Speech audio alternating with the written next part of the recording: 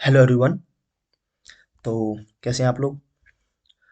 आप में से बहुत सारे स्टूडेंट्स हैं यूपी पुलिस का एग्जाम दिया होगा जो कि 17 तारीख को हुआ था। ओके। हालांकि एक दिन में दो पेपर थे, फर्स्ट शिफ्ट और सेकंड शिफ्ट का। मैं दोनों शिफ्टों के जो क्वेश्चंस हैं वो एनालाइज करवाऊंगा। उसमें भी मैं आपको जो क्वेश्चन एनालाइज कराने वाला हूँ, मैं पूरा पेपर एनालाइज नहीं कराऊंगा। मैं आपको कराऊंगा डिसीजन मेकिंग वाला। ओके। एक था डाटा मैनेजमेंट वाला, और इसमें जीएस जो थी वो। तो ये तीनों आपको कराए जाएंगे। और मेन चीज़ ये है कि बहुत से स्टूडेंट्स के मन में ये ख्याल आ रहा होगा कि आप तो यूपीएससी के लिए पढ़ाते हो, फिर इसका एनालाइज क्यों? क्योंकि भाई जो क्वेश्चंस जो आए हैं ना, बात सारी क्वेश्चंस की है। जो क्वेश्चंस आए हैं डिसीजन मेकिंग को लेकर, डाटा मैनेजमेंट को लेकर, ये ज़्यादातर बहुत सारे एग्जाम्स में आ रहे हैं। अब स्टूडेंट्स की मेन प्रॉब्लम होती है कि उनको टैकल कैसे करें। ओके। उसके लिए मैं ये एनालाइज करा रहा हूँ। और पेपर का अगर लेवल देखा जाए तो लेवल मैं कहूँगा कि इजी ही था, अगर देखोगे पेपर को तो। हाँ, कुछ क्वेश्चंस थे जो बिल्कुल ही फैक्चुअल थे, जो शायद नहीं किए होंगे। जैसे कि सेकंड शिफ्ट का पेपर जो था 17 तारीख को, उसमें एक पूछ रहा था कि साइबर सिक्योरिटी की हेल्पलाइन के लिए जो नंबर था 1930। ओके। वो बहुत से लोगों को नहीं पता होगा। तो अब एक बात और भी है कि इस एनालाइज के पीछे कि इसमें जो यूपी का जो जीके आई थी, और उसमें कुछ करंट अफेयर्स के भी क्वेश्चन थे। ओके। अब एग्जाम आने वाला है आपका यूपी पीसीएस का भी। अब क्वेश्चंस वहां भी बनेंगे। अब इसमें जो फैक्चुअल इंफॉर्मेशन है, बिल्कुल ही फैक्ट फैक्ट पूछा है। हो सकता है कि वो यूपीपीसीएस में एक स्टेटमेंट बना दे उस फैक्चुअल इंफॉर्मेशन को लेकर, कि फर्स्ट स्टेटमेंट ये है, सेकंड ये है, और पूछ दे कि कौन सी स्टेटमेंट आपकी सही है, only one pair, only two pair, या फिर थर्ड पेयर, या फिर कौन सा। तो जिस तरह से यूपीएससी ने पैटर्न बदला है कि भाई पेयर के हिसाब से आंसर्स देने लगा है, उसी तरह यूपीपीसीएस ने बदल दिया है। तो इसके पीछे का मोटिव जो है, ये सारा कुछ यही है कि आपको जो नए नए तरीके के जो क्वेश्चंस आ रहे हैं उनसे रूबरू कराऊं, और आने वाले जो एग्जाम है उसको ध्यान में रखकर ये एनालाइज करा जा रहा है। आपके पास अपने क्वेश्चन पेपर्स होंगे, तो वो साथ में लेकर बैठे और अपने जो सही है वो टिक करते रहें। ओके। चलिए फिर बढ़ते हैं। ये फर्स्ट शिफ्ट का है जो मैं शुरुआत में करा रहा हूँ। दोनों शिफ्टों का पेपर जो है वो एक ही वीडियो में कवर कर दिया जाएगा। ठीक है। और आज तारीख को जो 18 फरवरी को जो पेपर होगा, उसका भी आपको रात में या फिर नेक्स्ट डे आपको एनालाइज करा दिया जाएगा। मिलते हैं फर्स्ट शिफ्ट के पेपर पर। अब देखो, स्टार्टिंग में ही उन्होंने आपके डिसीजन मेकिंग वाले क्वेश्चन रख दिए कि आप एक जांच अधिकारी हैं, पुलिस अधिकारी हैं, आपको इस चीज के लिए तैनात किया गया है, तो आप कैसे डिसीजन लोगे। ओके। तो यहाँ पर आप हिंदी और इंग्लिश दोनों देख सकते हैं। तो आप एक जांच अधिकारी हैं।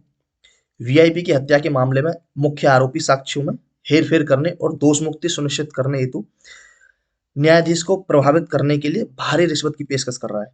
अब आप पुलिस अधिकारी हैं, तो जो जांच अधिकारी, इन्वेस्टिगेशन ऑफिसर जो है, आपको क्या करना है? पहली जो ऑप्शन है वो है कि अपने स्वतंत्र पेशेवर निर्णय के अनुसार जांच करने से बचना चाहिए। क्या आपको जांच करने से बचना चाहिए? अगर आपको रिपोर्ट सबमिट कराने के लिए भेजी जाएगी, तो क्या वो बिना इन्वेस्टिगेशन के ही सबमिट करा दोगे रिपोर्ट? तो नहीं भैया, पहला ऑप्शन तो होगा नहीं। सेकंड है कि अभ्रष्ट रहना चाहिए। ओके, ठीक है, करप्टेड नहीं है ऑफिसर, और अदालत में तथ्यों को पारदर्शिता से पेश करना चाहिए। ये ऑप्शन हो सकता है। थर्ड है कि सहमत होने का दिखावा करना चाहिए। ओके।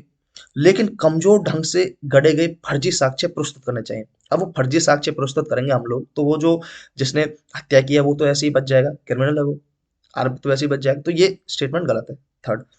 नेक्स्ट है कि औपचारिकता दिखानी चाहिए। ओके। लेकिन गुप्त रूप से आरोपी के खिलाफ सबूत एकत्र करने चाहिए। अब देखो, इन दोनों स्टेटमेंट से बी और सी में से कोई एक स्टेटमेंट सही है, बट अगर ज्यादा ही सही स्टेटमेंट चूज करें तो वो होगी बी, क्योंकि हमें एब्रेस्ट रहना है। अब यहाँ पर औपचारिकता दिखानी चाहिए। हो सकता है कि औपचारिकता किस तरीके से, कि मैं उसकी रिश्वत ले लेता हूँ और फिर उसके बाद सीक्रेट तरीके से उसके खिलाफ जो सबूत वगैरह वो इकट्ठे करता हूँ। बट अगर इसी बीच पता चल जाए कि भाई मैंने रिश्वत ली है, हो सकता है वो मुझे भी तो फंसा सकता है इस केस में। तो ओके, जो इन्वेस्टिगेशन ऑफिसर है, तो स्टेटमेंट सही होगी बी, आंसर इसका बी आएगा। ओके। नेक्स्ट है कि आप एक पुलिस अधिकारी के रूप में तैनात है। एटीएम पर कार्ड क्लोनिंग के और मामलों को रोकने के लिए आपको क्या करना है? अब मान चलो किसी एरिया में कोई बैंक है या फिर एटीएम वगैरह है, तो उसमें कार्ड क्लोन किए जा रहे हैं। लाइक किसी ने कोई कार्ड लगाया, तो उसी के ही मतलब पिन वगैरह से उसके कार्ड में से पैसे वगैरह निकाल दिए। अब ऐसी शिकायतें बहुत ज़्यादा आ गई हैं, तो आपको क्या करना है? पहला तो है कि कार्यप्रणाली को समझने के लिए कार्ड क्लोनिंग मशीन को प्रोटोटाइप खरीदने चाहिए। क्या इस तरह का खरीदना चाहिए? अब भाई ये नहीं है, ज़्यादा एब्सोल्यूट में चली गई है स्टेटमेंट। नेक्स्ट है कि विसंगतियों के लिए एटीएम मशीन एक्सेस लॉक का जांच करनी चाहिए। तो ये स्टेटमेंट हो सकती है सही। थर्ड है कि संदिग्ध सहयोगियों की पहचान करने के लिए सभी एटीएम में एक एक पर्यवेक्षक रखने चाहिए। अब भाई पर्यवेक्षक वो तो ऑलरेडी रखे हुए हैं, आप देखोगे कि एटीएम वगैरह में आपको गार्ड्स वगैरह मिलते हैं। ओके, ये होगा नहीं। नेक्स्ट है कि क्षेत्राधिकार में सभी एटीएम को अस्थायी रूप से बंद करना चाहिए। भाई पैसे कहाँ से निकालोगे? तो ये भी नहीं होगी, इसकी स्टेटमेंट करेक्ट होगी बी। ओके। नेक्स्ट है कि आप एक विशेष सेल में कांस्टेबल हैं। ओके, जो साइबर अपराध और ऑनलाइन धोखाधड़ी से निपटता है। आपको साइबर सुरक्षा, डिजिटल फोरेंसिक के विभिन्न पहलुओं में प्रशिक्षित किया गया है। ठीक है। हालांकि कर्मचारियों की कमी के कारण, देखो यहाँ पर ये आपको याद रखना कि कर्मचारियों की कमी के कारण क्या किया गया है कि आपको एक गश्त ड्यूटी लाइक पेट्रोलिंग के लिए आपको भेजा गया, जहां आपको सड़कों पर गश्त करनी है और आपातकालीन कॉलों का जवाब देना है। आपको लगता है कि यह एक उबाऊ और नीरस कार्य है जो आपकी विशेषज्ञता के अनुसार अनुरूप नहीं है, तो आपको क्या करना होगा? फर्स्ट है कि गश्त ड्यूटी उत्साहपूर्वक करनी चाहिए। ओके ठीक है, सही है। और अन्य गश्ती अधिकारियों के अनुभवों से सीखना चाहिए, बिल्कुल किस तरीके से पेट्रोलिंग करनी चाहिए, क्या क्या सिचुएशंस आ सकती हैं, कैसे हैंडल करें, तो ये स्टेटमेंट हो सकती है सही। नेक्स्ट है कि गश्त ड्यूटी अनिच्छा से करनी चाहिए। अब भाई अनिच्छा से आपको कोई काम सौंपा गया है, उसमें पूरी लगन होनी चाहिए, उत्साह से करना चाहिए, तो अनिच्छा से करना चाहिए। इसकी शिकायत अपने वरिष्ठ अधिकारियों और सहकर्मियों से करनी चाहिए, तो ये स्टेटमेंट नहीं होगी। गश्त ड्यूटी करनी चाहिए लेकिन लगातार छुट्टी लेने के अवसर की तलाश में रहना चाहिए, ये भी स्टेटमेंट करंट नहीं है। नेक्स्ट है कि गश्त ड्यूटी करने से इनकार करना चाहिए। क्या आप इनकार कर सकते हो? नहीं। और साइबर सेल में रहने पर जोर देना चाहिए, तो ये स्टेटमेंट भी गलत है, इसका स्टेटमेंट सही होगी, ऑप्शन होगा 1। नेक्स्ट बात करते हैं कि राष्ट्रव्यापी आतंकी अभियान के चरम चरण में आपको पता चलता है कि आपके एकमात्र अभिभावक लाइक माता पिता पेरेंट्स वगैरह हो गए, तो वो दुर्बलता स्ट्रोक से पीड़ित है, उन्हें कोई बीमारी है। आपको क्या करना चाहिए? अब कोई जैसे कि मिशंस वगैरह पे जा रहे हैं आप लोग कि कहीं पर लाइक आतंकवादी वगैरह आ गए हैं, तो उनको टैकल करने के लिए, रोकने के लिए आपको मतलब एक स्पेशल टीम बनाई है जिसमें आपको नियुक्त किया गया है। आप लोग वहां पर जाएंगे। अब उसी बीच आपको पता चल जाए कि आपके माता पिता की तबीयत खराब है, तब क्या करोगे? अभिभावक को संभालने की भाई बहनों को अपेक्षा करते हुए एक ही तरफ ध्यान केंद्रित करना चाहिए, बिल्कुल देश सुरक्षा पहले है। ओके, तो ये स्टेटमेंट सही है। उसके बाद है कि ऑप्स नेतृत्व के बिना कुछ क्षेत्रों को दूरस्थ रूप से समन्वित करना चाहिए। देखो ये स्टेटमेंट भी करेक्ट हो सकती है कि मान के चलो, हो सकता है दूरबीन वगैरह से, या फिर मैं मान के चलो यहाँ एक ऑफिस बना के यहाँ से एक तरह से उनकी गतिविधि पर नजर रख सकते हैं कि वो क्या चीज कर रहे हैं, एक सही मौका देखकर उन पर हमला कर दिया जाए, तो ये स्टेटमेंट सही हो सकती है। नेक्स्ट है कि मिशन पूरा होने तक ध्यान भटकाने से बचते हुए समाचार छुपाते रहना चाहिए। पारिवारिक प्राथमिकता के लिए निपुण डिप्टी को बागडोर सौंपनी चाहिए। देखो ये स्टेटमेंट तीनों जो हैं वो थोड़ी उतनी ज्यादा स्पष्ट नहीं है। हाँ, फर्स्ट स्टेटमेंट आपकी करेक्ट हो सकती है कि अभिभावक को संभालने की जिम्मेदारी भाई बहन है, तो उनको अपेक्षा करते हुए एक तरफ ध्यान केंद्रित कर देना चाहिए। ओके, तो ये स्टेटमेंट सही होगी। हो सकता है कि आयोग इसमें बी स्टेटमेंट या फिर सी में से कोई लगा दे, बाकी मेरे हिसाब से ये स्टेटमेंट सही है। अब भाई जो आयोग बोलेगा वो मानना पड़ेगा, जब भी आंसर की आएगी वो आप चेक कर सकते हो। ओके।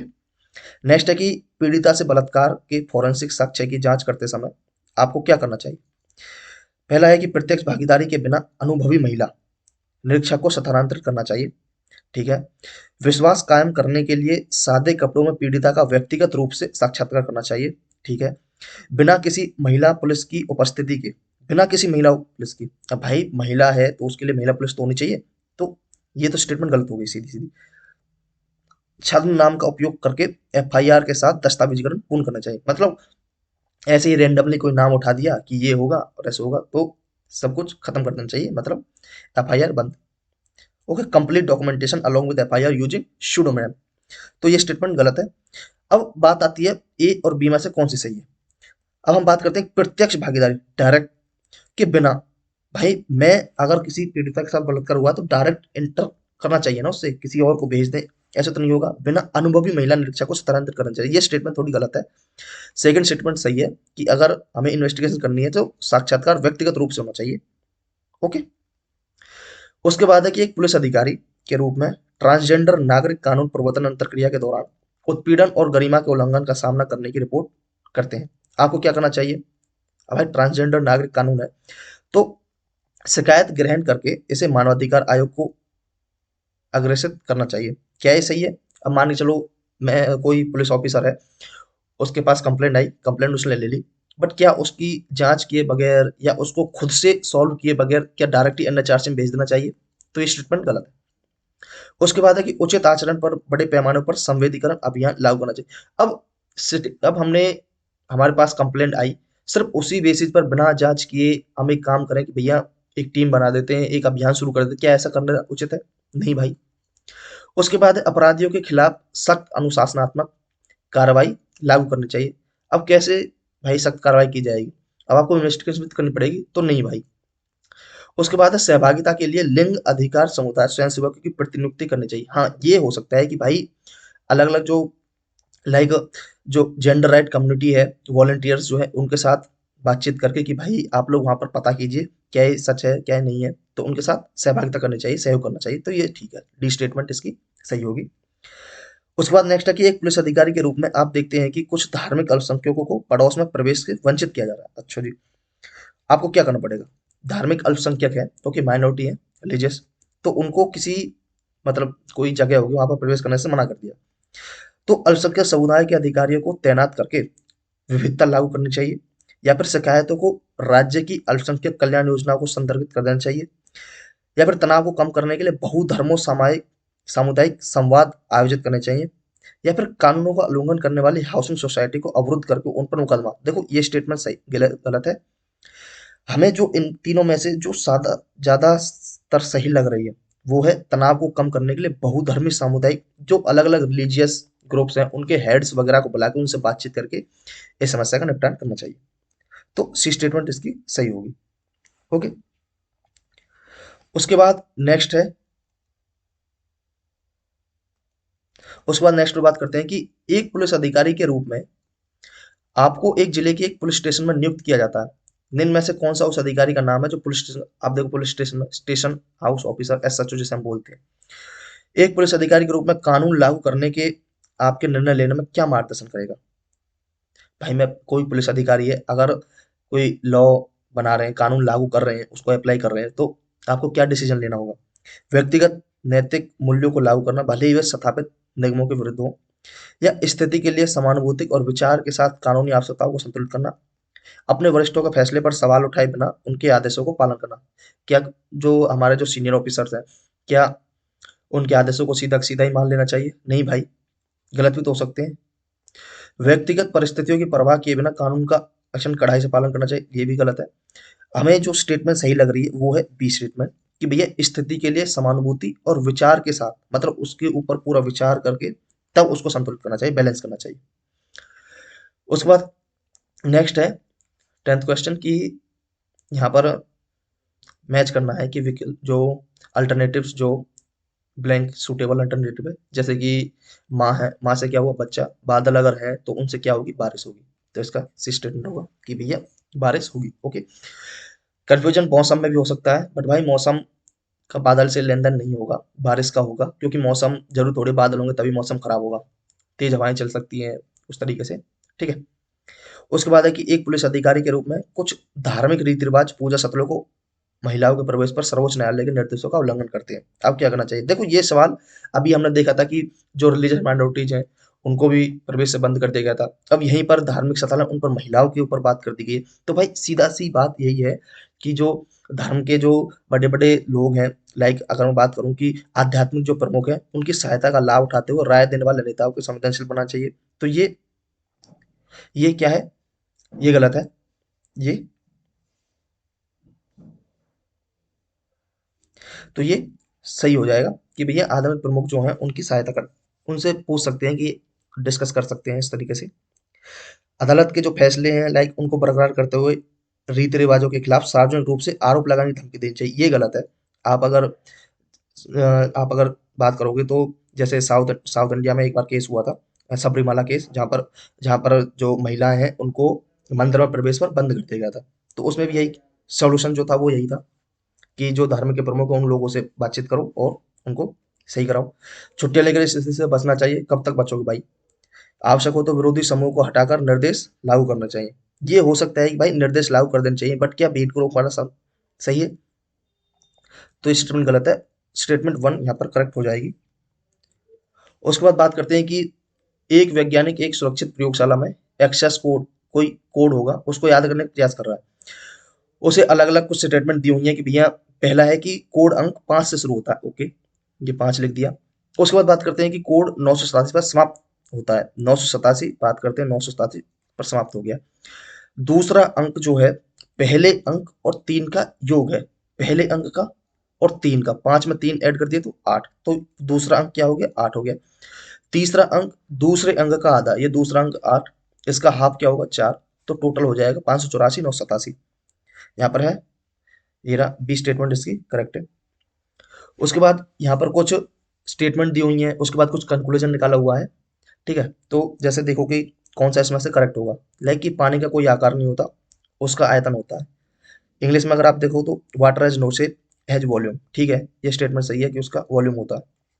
उसके बाद है कि ज्ञान जो है, जो नॉलेज है, वो पानी की तरह है जो एक तरफ से दूसरी तरफ बहता रहता है। हाँ ठीक है, मेरे पास नॉलेज है, मैं आपको पढ़ा रहा हूँ, बता रहा हूँ कुछ चीज़ें, आपको दे रहा हूँ, आप किसी और को बताओगे, तो ये एक तरह से फ्लो करता रहता है। दोनों ही स्टेटमेंट, ये कथन है दोनों। उसके बाद कुछ निष्कर्ष, हमें कंक्लूजन निकालना है कि जो नॉलेज है, ज्ञान जो है, वो अंतरशास्त्रीय है, लाइक इंटरडिसिप्लिनरी है। ज्ञान एक विशिष्ट दायरे में सीमित होता है, तो ये सीमित तो नहीं होता भाई। यहाँ आप खुद ही स्टेटमेंट देख रहे हो कि एक तरफ से दूसरी तरफ बहता रहता है, फ्लो करता रहता है, तो ये स्टेटमेंट तो गलत हो जाएगी, सेकंड।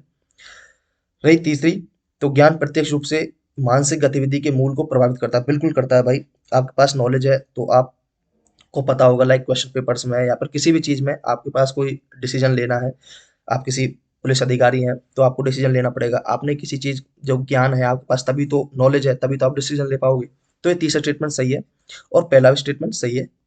ओके, तो यहाँ पर अगर मैं बात करूँ तो वन और थर्ड दोनों स्टेटमेंट सही है, तो ऑप्शन होगा ए। अब यहाँ पर आपके कुछ जीएस के क्वेश्चन है, वो तो आपके डिसीजन मेकिंग के हो गए। यहाँ पर स्टार्ट होते हैं आपके जीएस के क्वेश्चन। अब क्वेश्चन वन लाइनर तो है ही और इजी भी हैं। आप लोगों ने बहुत सी जगह फैक्चुअल इंफॉर्मेशन में पढ़े भी होंगे। जैसे कि भारत के ईस्टर्न कोस्ट पर अगर देखे जाए तो यहाँ पर लेगुन लेक की largest salt water lagoon lake है, कौन सी है? वो चिल्का लेक है।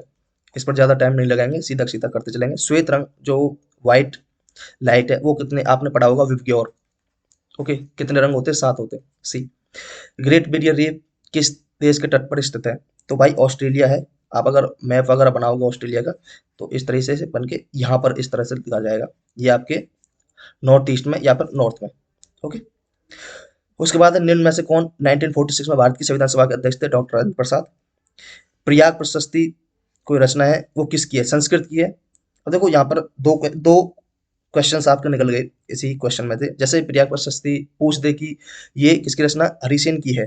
ओके, और किसके टाइम पीरियड में लिखी गई थी? समुद्रगुप्त के में। ओके, इसी से रिलेटेड एक इलाहाबाद पिलर इंस्क्रिप्शन है। ओके, और लैंग्वेज क्या है? लैंग्वेज है संस्कृत। अब इसी क्वेश्चन में से आपके 3-4 क्वेश्चन निकल गए कि समुद्रगुप्त के टाइम की है। ओके, संस्कृत लैंग्वेज में है और हरिसेन ने लिखी है। हो सकता है वो ये पूछ दे कि हरिसेन की रचना कौन सी है, या फिर ये पूछ दे कि प्रयाग प्रशस्ति किस लैंग्वेज में है? संस्कृत में है। किसके टाइम पीरियड की है? समुद्रगुप्त की भी है। ठीक है, नेक्स्ट है कि अंगूर की खेती, उपज और कटाई को किस नाम से जाना जाता है? विटीकल्चर। ओके, और ये होती कहाँ पर है? जो मेडिटेरेनियन सी है वहां पर। ठीक है, भूमध्य सागरीय एरिया वाले जो सर्दी वाले इलाके हैं वहां पर ये होती है, उसे बोलते हैं विटीकल्चर। उसके बाद है वेलाडीला की पहाड़ियाँ। भाई वेलाडीला की पहाड़ियाँ छत्तीसगढ़ में है, वेलाडीला, रामगढ़। ओके, और हाईएस्ट पीक की बात करें तो वहां पर ग्वालीघाटा जैसे हम बोलते हैं। उसके बाद है, निम्न में से किसके द्वारा निम्न निर्मित समुद्र की एक संकीर्ण चैनल? अब यहाँ पर ये है कि अगर श्रीलंका और इंडिया की बात करें तो उन्होंने, अगर कोई हमें चैनल की बात करें कौन सा अलग करता है, तो यहाँ पर बहुत बार आप लोगों ने पढ़ा भी होगा। ये रहा पाक से ट्रेड हो गई, या पर बे ऑफ मन्नार। उसके बाद है सोनपुर पशु मेला, ये भाई बिहार में लगता है हर साल। ओके, फैक्चुअल इन्फॉर्मेशन है। उसके बाद है वर्ल्ड बुक डे 23 अप्रैल को। निम्न में से किस राज्य के कुछ हिस्सों में 400 साल पहले नहर सिंचाई की एक स्थानीय प्रणाली, कुल्ल जिसे हम बोलते हैं, ये भाई हिमाचल प्रदेश में है। ठीक है। जिस क्वेश्चन में एक्स्ट्रा इन्फॉर्मेशन देनी होगी वो मैं आपको दे दूंगा, बाकी हम लोग फास्टली करते हैं। ठीक है, एक एक लाइन के क्वेश्चन है। जनगणना संगठन के लिए सर्वोच्च पद, अब ये है कि भाई देश में क्या करवाना है। देखो इसी से, ये तो फर्स्ट शिफ्ट का पेपर है। अब इसी से रिलेटेड सेकंड शिफ्ट में भी क्वेश्चन दे दिया है कि भैया जो जनगणना वगैरह है, सेंसस वगैरह कराते हैं, वो कौन सी मिनिस्ट्री कराती है। ओके, यहाँ से एक क्वेश्चन भी निकल सकता है कि अगर जनसंख्या सेंसस जो करा रहा है, अब भाई अब भाई मान के चलो जनसंख्या हमारे देश की है, हम अगर देश में कह रहे हैं, तो मिनिस्ट्री ऑफ होम अफेयर्स जो होती है, जो गृह मंत्रालय है, वो करवाएगा। अब यहाँ पर पूछ रहा है कि सर्वोच्च पद कौन सा है जनगणना संगठन के लिए, तो वो होता है महारजिस्ट्रार जनगणना आयुक्त भारत का, लाइक रजिस्ट्रार जनरल और सेंसस कमिश्नर इंडिया। ठीक है। टेक्निकल का कोई काम नहीं है, टेक्निकल डायरेक्टर जो है, सेंसस ऑफिसर ये नहीं है, ये तो कराते हैं, ये जाते रहते हैं, तो बट हेड की बात हुई है, सर्वोच्च पद की बात कही है। नेक्स्ट है कि कुमार संभवम किस लेखक की साहित्यिक कृति है, ये है महाकवि कालिदास की। ठीक। एक है नालको का पंजीकृत कार्यालय निम्न में से किस स्थान पर है, ये है भुवनेश्वर उड़ीसा में है। जैसे आपने बहुत सारी कंपनियां, ये एल्युमिनियम कंपनी है, नालको, बाल्को, हिंडल्को, ओके, ये आपने पढ़ी होंगी। उसके बाद है डब्ल्यूएचओ का मुख्यालय कि कहाँ पर है, बहुत बार आप लोग पढ़ते हैं, पढ़ाते भी हैं। ठीक है, इंटरनेशनल रिलेशंस के अंदर, वो जेनेवा स्विट्जरलैंड में है। किसी देश की शहरी क्षेत्रों में रहने वाली अनुपातिक जनसंख्या में वृद्धि का निम्न में से क्या कहा जाता है। अब देखो बहुत बार हम लोग पढ़ते हैं कि भाई जैसे क्वेश्चंस वगैरह पूछ ले जाते हैं कि आजकल क्या हो रहा है कि जो अर्बनाइजेशन बढ़ रहा है, लाइक गांव से लोग शहर की तरफ बढ़ रहे हैं। ठीक है। अब यहाँ पर यही है कि शहरी क्षेत्रों में वृद्धि को क्या बोलते हैं, अर्बनाइजेशन बोलेंगे। यहाँ पर क्या है आंसर होगा इसका डी। उसके बाद है, अब देखो यहाँ पर यूपी जीएस के क्वेश्चन शुरू हो जाते हैं। जैसे उत्तर प्रदेश में भदोई है। अब आप में से कई सारे इलाके हैं जो कि यहाँ पर आपको देके उसकी फेवरेट मतलब फेमस चीज क्या है, किस चीज के लिए वो फेमस है। यहाँ पर अगर बात करूँ भदोई की, वो फेमस है अपने कालीन के लिए, कारपेट वीविंग के लिए। उत्तर प्रदेश का राज्य वृक्ष, अब भाई आप यूपी से हैं और आपको ये नहीं पता कि भाई स्टेट ट्री क्या है, ओके, तो वो फिर तो भाई आप गड़बड़ कर सकते हो, अशोक है। सुरहाताल प्रसिद्ध अभ्यारण्य सेंचुरी जो है वो कहाँ पर है, वो बलिया में है। कौन सा सोशल मीडिया प्लेटफॉर्म पेशेवर नेटवर्किंग और नौकरी तलाशने के लिए सबसे उपयुक्त है, तो भाई वो है लिंक्डइन।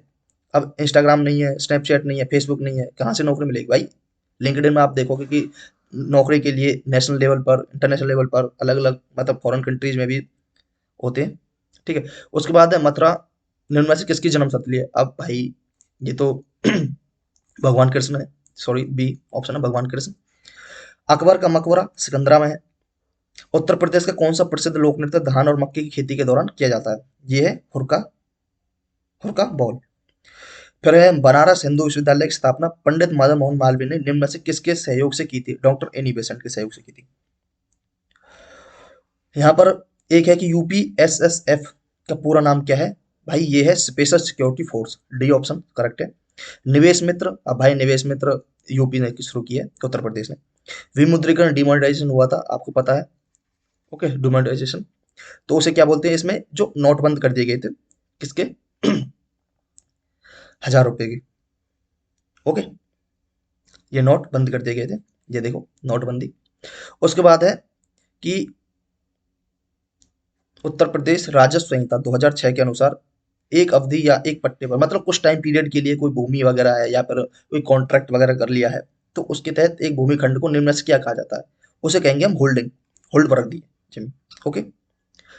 ईमेल भरोसेमंद स्रोत बना, जैसे आजकल आप लोग साइबर क्राइम बहुत बार सुनते हैं, साइबर फ्रॉड हो गया, उसमें क्या करते हैं बहुत सारी चीजें, जैसे फिशिंग हो गया और कुछ वायरस वगैरह छोड़ के, या फिर ईमेल्स के थ्रू या मैसेज के थ्रू लिंक वगैरह सेंड कर देंगे आपके पास, तो उसके थ्रू क्या होगा, वो आपके जो मोबाइल है या फिर कंप्यूटर है उसका एक्सेस उस आदमी को मिल जाता है जो हैकर होता है, और वो सारी इंफॉर्मेशन आपके पास से ले लेता है। तो यही चीज इसमें पूछी गई कि संवेदन जानकारी, जैसे कि यूजर का नेम, पासवर्ड, क्रेडिट कार्ड की इंफॉर्मेशन, तो ये फिशिंग होगा, इसका डी।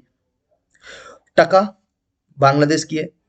कौन सा वाक्य जीएसटी के लिए सही नहीं है, देखो ये क्वेश्चन मुझे अच्छा लगा कि जीएसटी के लिए, गुड्स एंड सर्विस टैक्स के लिए, इसमें बोल रहा है कि कौन सा सही नहीं है। अब यहाँ पर लास्ट में आपको ध्यान देना है, सही नहीं है वो पूछा है। जैसे कि जीएसटी अगर बात करें, ये कह रहा है कि जीएसटी एकल प्रशासन के तहत पूरे देश में एक सामान्य कानून और प्रक्रिया, सही है।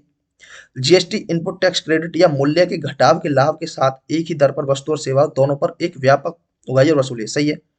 जीएसटी डेस्टिनेशन बेस्ड टैक्स है, गंतव्य आधारित, ये भी ठीक है।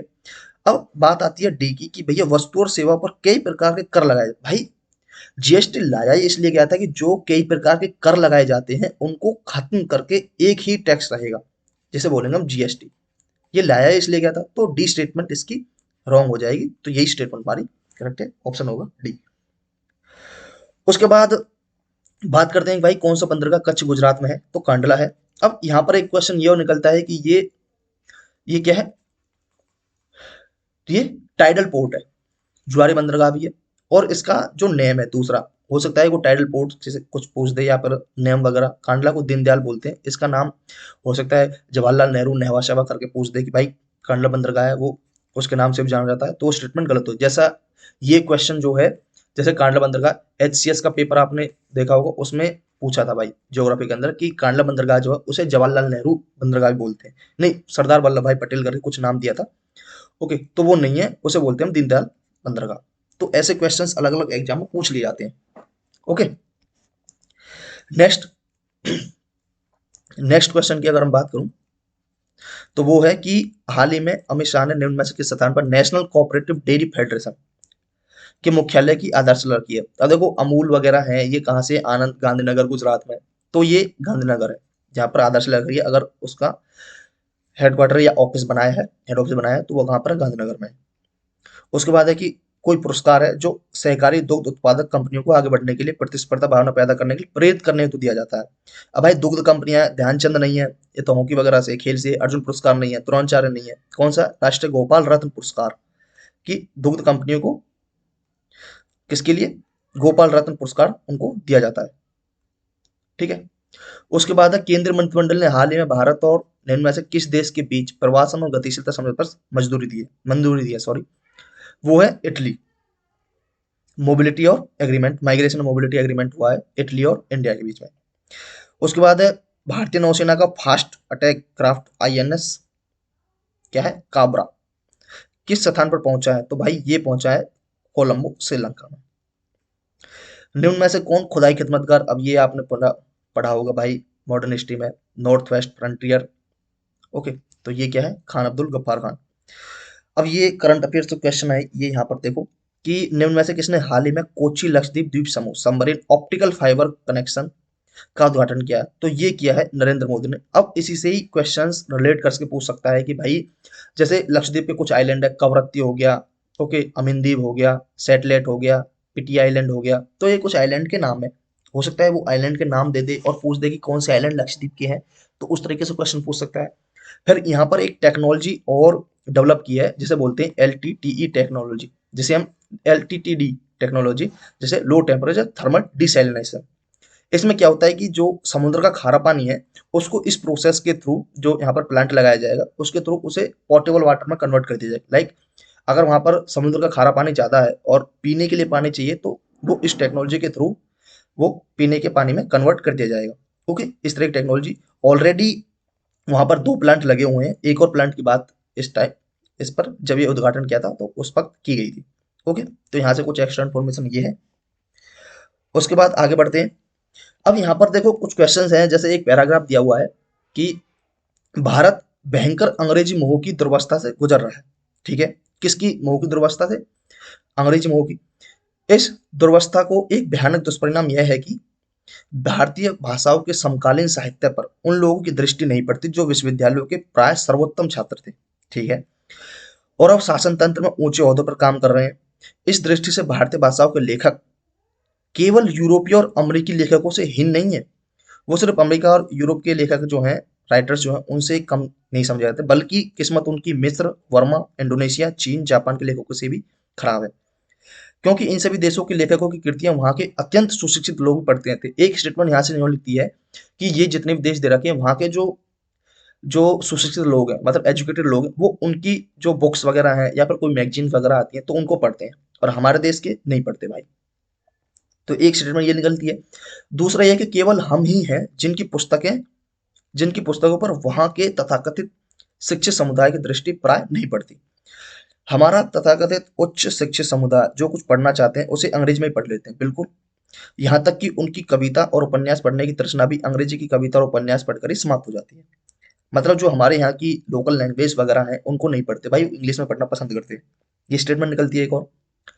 उसके बाद आती है कि और उसे यह जानने की इच्छा ही नहीं होती कि शरीर से वह जिस समाज का सदस्य है, मतलब इंडिया का वो भारत का सदस्य है जिस समाज का है, लाइक बहुत सारे लोग हैं जो कन्नड़ बोलते हैं, मलयालम बोलते हैं, हिंदी बोलते हैं, बंगाली बोलते हैं। तो जो समाज का सदस्य उसे मनोभाव उपन्यास और काव्य में किस अदा से व्यक्त हो रहे हैं। अब क्वेश्चंस दिए हुए हैं 103 तक कि ये है क्या, मतलब इसके आंसर्स बताइए इस गद्यांश को पढ़कर। पहला क्वेश्चन है कि भारतीय लेखकों की किस्मत खराब है, क्यों खराब है। उनकी पुस्तकों को यहाँ के नागरिक गर्भ योग्य नहीं मानते, या फिर वे अपनी भाषा के साहित्य को पढ़कर अपने समाज का हालचाल नहीं जान सकते। अब देखो ये स्टेटमेंट इसमें दी हुई है इस पैराग्राफ में, क्योंकि वो क्या करते हैं कि वो सिर्फ अंग्रेजी में ही पढ़ते हैं और हमारे यहाँ की जो लैंग्वेज है उसको पढ़ना पसंद ही नहीं करते। अब जो अंग्रेजी में थोड़ा ना बताया जाएगा हाल हाल तो है कि अगर कोई इंसान से पूछा जाओगे कि वो ज्यादातर बोलना किस में पसंद करते हैं, वो अपनी लोकल लैंग्वेज में पसंद करते हैं। जैसे डॉक्टर एक बार अब्राहम लिंकन है, तो उन्होंने बोला भी था कि भैया अगर किसी इंसान से आप बात कर रहे हो तो आपको उससे आपको उसको जो उसकी लोकल लैंग्वेज है, जो उसकी पसंदीदा, लाइक अगर आप बंगाल में जाते हो तो आप उससे बंगाली में बात करिए, आप अगर मलयालम में जाते हो तो मलयालम में बात करिए। तो उसमें वो ज़्यादा सहज महसूस करता है, आपकी परेशानी बता सकता है। तो ऑप्शन बी इसका करेक्ट आंसर होगा। वे अपनी बात भारतीय शिक्षित पाठकों तक पहुंचा नहीं सकते, या फिर वे अपनी भाषा में लिख नहीं सकते। तो ये स्टेटमेंट तीनों रॉन्ग है, बी स्टेटमेंट इसका करेक्ट है। उसके बाद उपयुक्त शीर्षक दीजिए। भारतीय लेखकों की दुर्दशा या भारतीय शिक्षितों की दुर्दशा, भारतीय शिक्षितों का अंग्रेजी मोह, ये ठीक है, सी। उसके बाद है कि भारत का शिक्षित जो सुशिक्षित समाज है कौन सा साहित्य पढ़कर संतुष्ट हो जाता है। अब भाई यहाँ पर पहले ही बताया है कि अंग्रेजी। भारतीय भाषाओं में साहित्य के प्रति समाज के किस वर्ग में अरुचि की भावना है। सुशिक्षित वर्ग में, क्योंकि वो भैया अपने भारतीय भाषा और साहित्य को पढ़ते ही नहीं है, अंग्रेजी में ही पढ़कर संतुष्ट हो जाते हैं। उसके बाद है भारतीय भाषाओं के लेखक अमेरिकी, यूरोपीय, चीन, वर्मा, जापान के लेखकों से भी हीन है। क्यों हीन है? क्योंकि उनके साहित्य को भारत के सुशिक्षित लोग नहीं पढ़ते, वे अंग्रेजी के मोह से ग्रस्त हैं। ओके, तो ये स्टेटमेंट सही है, क्योंकि वे अंग्रेजी के मोह से ही ग्रस्त हैं। अब है नेक्स्ट क्वेश्चन कि मीराबाई किसकी शिष्या थी। भाई ये संत रैदास या जिन्हें रविदास के नाम से जानते हैं उनकी शिष्या थी। और ये किसकी पूजा करती थी? कृष्ण। ओके। कौन सी भाषा पश्चिमी हिंदी से संबंध रखती है? अब भाई वेस्टर्न हिंदी। अवधी नहीं भाई, अवधी पूर्वी हिंदी है। भोजपुरी ये भी पूर्वी हिंदी है। और यहाँ पर बांगरू भाषा आती है, ये क्या बोलते हैं इसे, हरियाणवी या फिर जाटरू भाषा भी बोलते हैं। तो ये स्टेटमेंट सही है, सी इसका, कि जो भाषा है वो पश्चिम हिंदी से संबंध रखती है। ओके। उसके बाद नेक्स्ट है, यहाँ पर वही सेम कुछ स्टेटमेंट दिए गए हैं और उन पर कंक्लूजन निकालना है, तर्क या आर्गुमेंट करना है कि क्या चीज सही है क्या नहीं है। जैसे देखो, क्या भारत को सभी संभावित क्षेत्रों में कंप्यूटरीकरण करना चाहिए, कि जितने भी भारत के जितने भी इलाके हैं, जितने भी एरियाज हैं वहां पर कंप्यूटर वगैरह मतलब डिजिटलाइजेशन कर देना चाहिए। तो तर्क कहता है कि पहला तर्क ये है कि हाँ, इससे कार्य में कुशलता सटीकता आएगी, सही है। एक कहता है कि नहीं, यह उन विशाल मानव संसाधनों के साथ अन्याय होगा जिनका वर्तमान में कम उपयोग हो रहा है। ओके, देखते हैं बाद में क्या है सही है नहीं है। फिर कहता है कि थर्ड स्टेटमेंट, नहीं, कंप्यूटरीकरण के लिए बहुत अधिक धन की आवश्यकता होती है, हमें इस पर पैसा बर्बाद नहीं करना चाहिए। स्टेटमेंट गलत होगी भाई, हमें अपने देश को आगे बढ़ाना है, डिजिटलाइजेशन भी करना है। ओके। तो तीसरा स्टेटमेंट गलत होगा। तीसरा स्टेटमेंट किस किस में है वो आप एलिमिनेट कर लो। तीसरा इसमें है तो पहला स्टेटमेंट गलत, तीसरा स्टेटमेंट सी में है, ये स्टेटमेंट गलत है। बचा क्या, बी और डी में से। डी है कि हाँ, जब उन्नत देश हर क्षेत्र में कंप्यूटर कंप्यूटर पेश कर रहे हैं तो भारत कैसे पीछे रह सकता है। तो भाई देखो, ये स्टेटमेंट सही हो सकती है कि सही संभावित क्षेत्रों में कंप्यूटरीकरण करना चाहिए, कि क्योंकि सभी जब उन्नत देश हैं वो जब अपने आप को कंप्यूटरीकरण कर रहे हैं, डिजिटलाइजेशन में ला रहे हैं, तो भारत को भी तो आगे बढ़ना चाहिए। तो स्टेटमेंट वन और क्या है, फोर, वन और फोर यहाँ पर कहीं दिखा है तो नहीं दिखा रहा भाई। तो यहाँ पर ओनली वन स्टेटमेंट करेक्ट है। ओके। उसके बाद है यहाँ पर फिर वही कि कुछ कथन दिए हुए हैं और धारणाएं दी हुई हैं, मतलब अजम्पशंस बनाए हुए हैं। क्या वो सही है? देखो इसमें है कि 27 साल के कारावास ने मिहिर कलाल को राष्ट्रपति बना दिया। अब हमने कुछ धारणाएं बनाई, अजम्पशंस बनाए कि जो 27 साल तक कारावास में रहेगा वही राष्ट्रपति बनेगा, तो भाई ये तो गलत है। राष्ट्रपति बनने के लिए क्या कारावास जरूरी है? तो भाई नहीं। राष्ट्रपति बनने के लिए कारावास एक योग्यता नहीं भाई, कोई एलिजिबिलिटी नहीं है, तो ना तो एक ना ही दो करेक्ट है। अब जो सबसे मेन जो जिनमें जो बच्चों को प्रॉब्लम आई है भाई जिस क्वेश्चन को करने में, वो है 143 से 147 तक।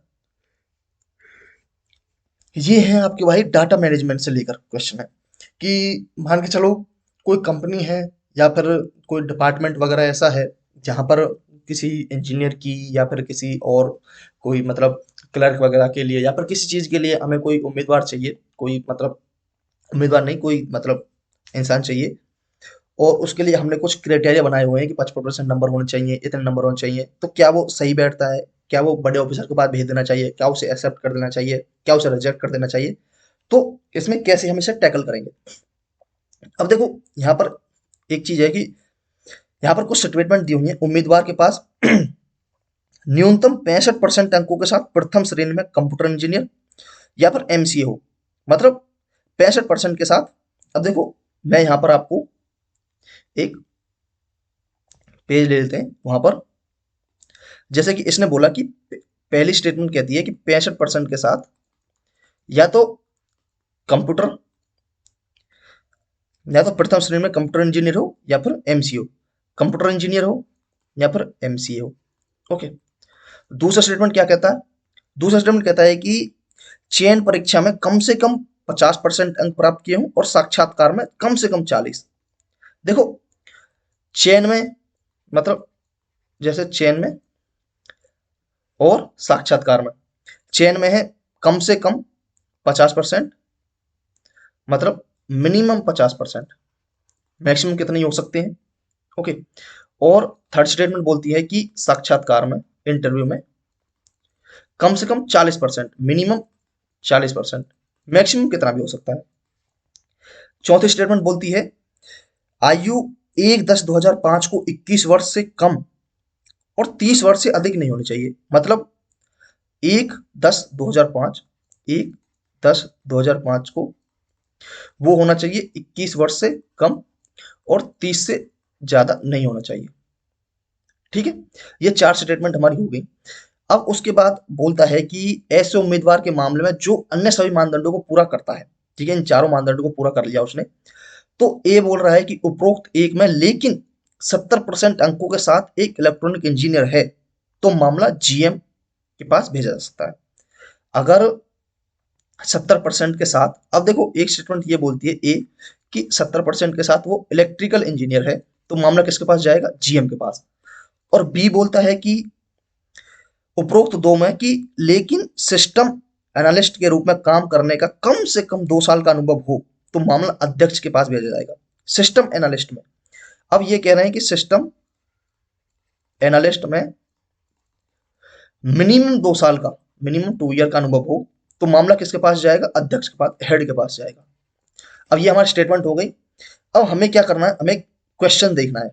जैसे देखो 143 में वो बोल रहा है कि मोदी जे ने 1998 में 22 साल की उम्र में 70% अंकों के साथ एमसीए किया। अब देखो 70% अंकों के साथ एमसीए, भाई उसमें कितनी कितनी मांगी हुई थी?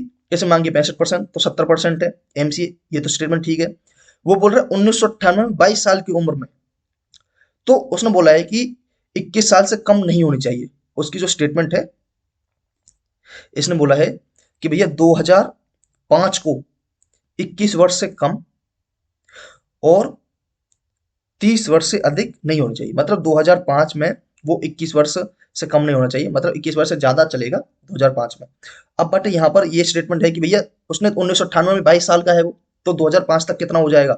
2005 तक 1998 से 99, 99, 2000, 1, 2, 3, 4 और 5, तो 22 से 23, 24, 25, 26, 27, 28, 29, 29 साल का वो होता है, तो 30 से कम है। ठीक है, तो ये तो सही है। तो उन्होंने साक्षात्कार में 55% अंक, भाई ओके 40% चाहिए थे। चयन परीक्षा में 55% अंक, वहां पर कितना चाहिए था? 50%, उससे ज्यादा ही है मिनिमम। वह 1999 में प्रोग्रामर के रूप में एक आईआईटी कंपनी में शामिल हुए। ओके। और दिसंबर 2002 में सिस्टम एनालिस्ट के रूप में पदोन्नत हो गए।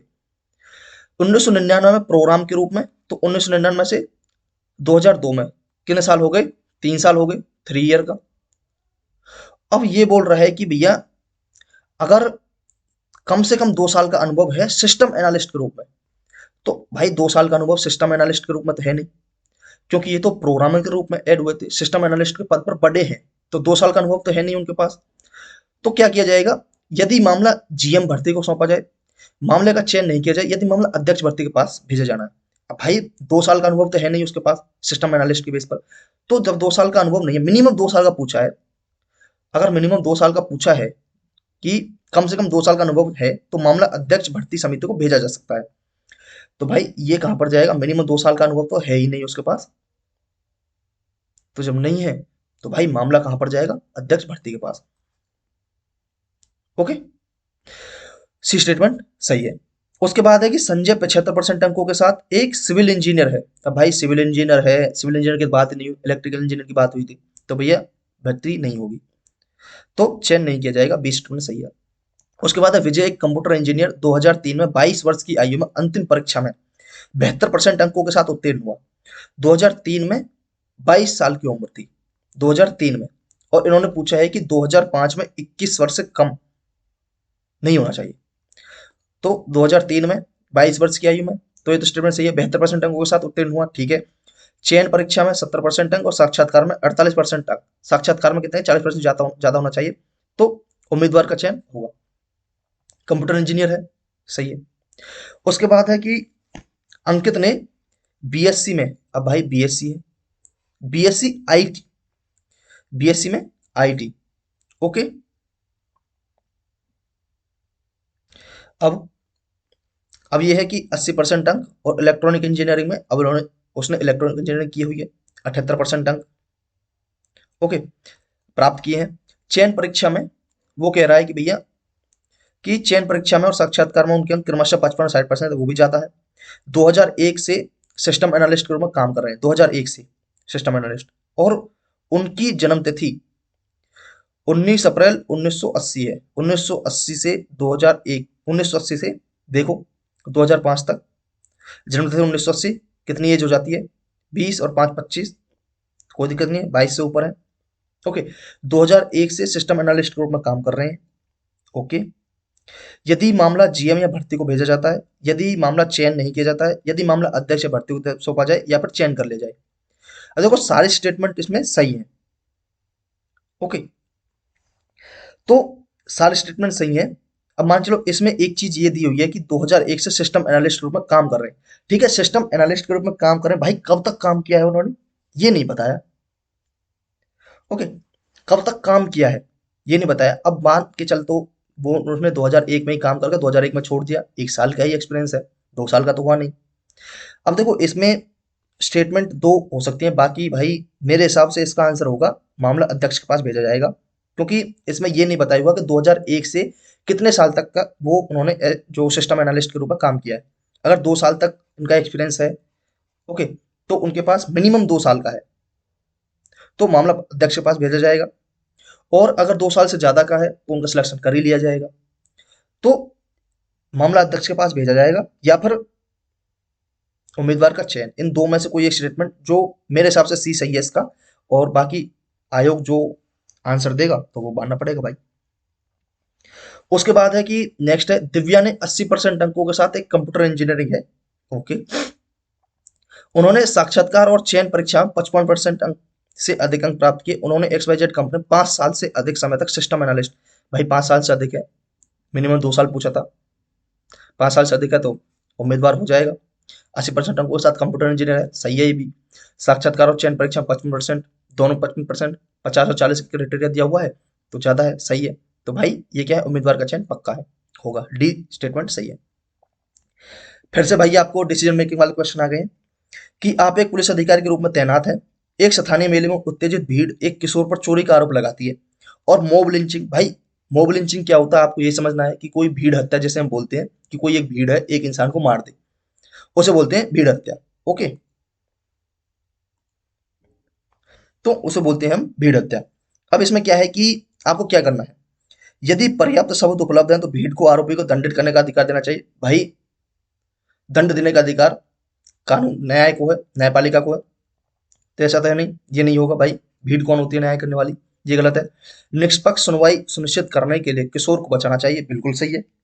और भीड़ को तितर बितर करना चाहिए, भीड़ को, ये सही स्टेटमेंट लग रही है। दबाव डालकर आरोपी से जुर्म कबूल करना चाहिए, ये गलत है। पूछताछ के लिए आरोपी को गिरफ्तार करने के लिए बल का प्रयोग करना चाहिए, नहीं भाई, उसे तो उनके राइट्स का हनन होगा जो भीड़ है। तो बी बी स्टेटमेंट इसमें सही है। फिर नेक्स्ट है कि दंगा प्रभावित बहुधार्मिक इलाके में, देखो फिर धर्म से रिलेटेड क्वेश्चन आ गया।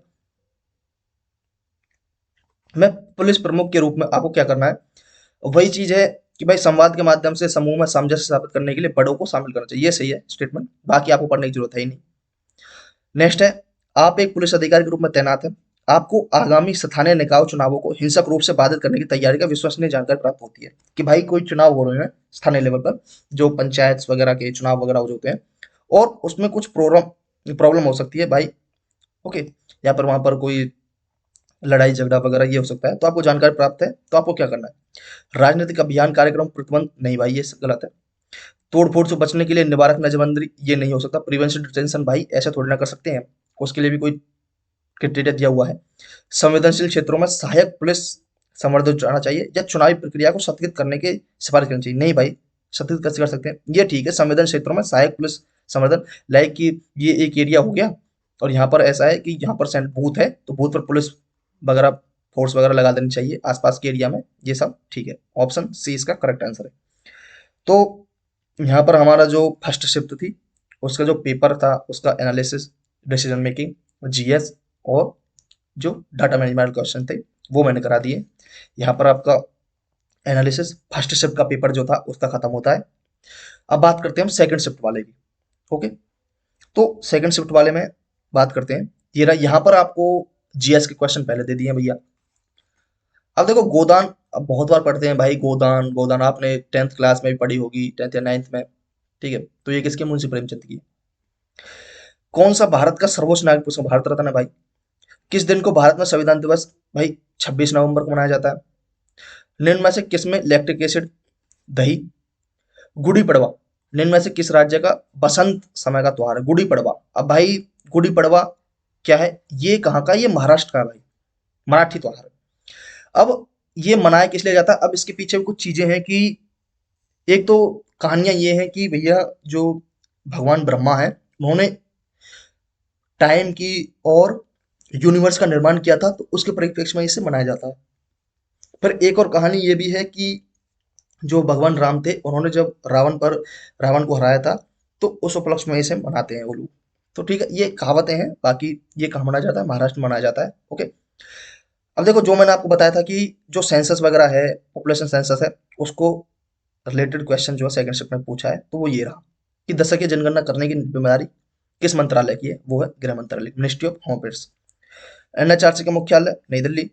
साइबर क्राइम, ये देखो मैंने बताया था ये क्वेश्चन, मतलब ये क्वेश्चन वैसे छोड़ने लायक था, 1930 है इसका, बाकी जिसको पता होगा उसने किया होगा। आपको पता है कि एक क्वेश्चन के कितने मार्क्स हैं, 3 मार्क्स का एक क्वेश्चन है।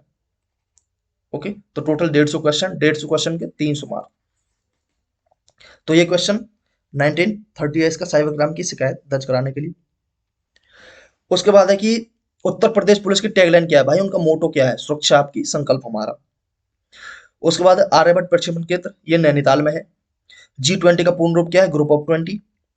भारत का सबसे बड़ा अंतर विभागीय, मतलब inter departmental convergence program, operation Kayakalp, ये उत्तर प्रदेश में किया गया है। इसका क्या है कि जो हमारे जो मतलब गवर्नमेंट इंस्टीट्यूशंस हैं, उनको दोबारा से जीर्णोद्धार करने के लिए, लाइक मतलब बिल्डिंग्स वगैरह हैं, उनको दोबारा से सारी चीजें रिन्यू कराने के लिए। ओके, ये सब उसके लिए कायाकल्प, मतलब उनकी काया ही बदल दो।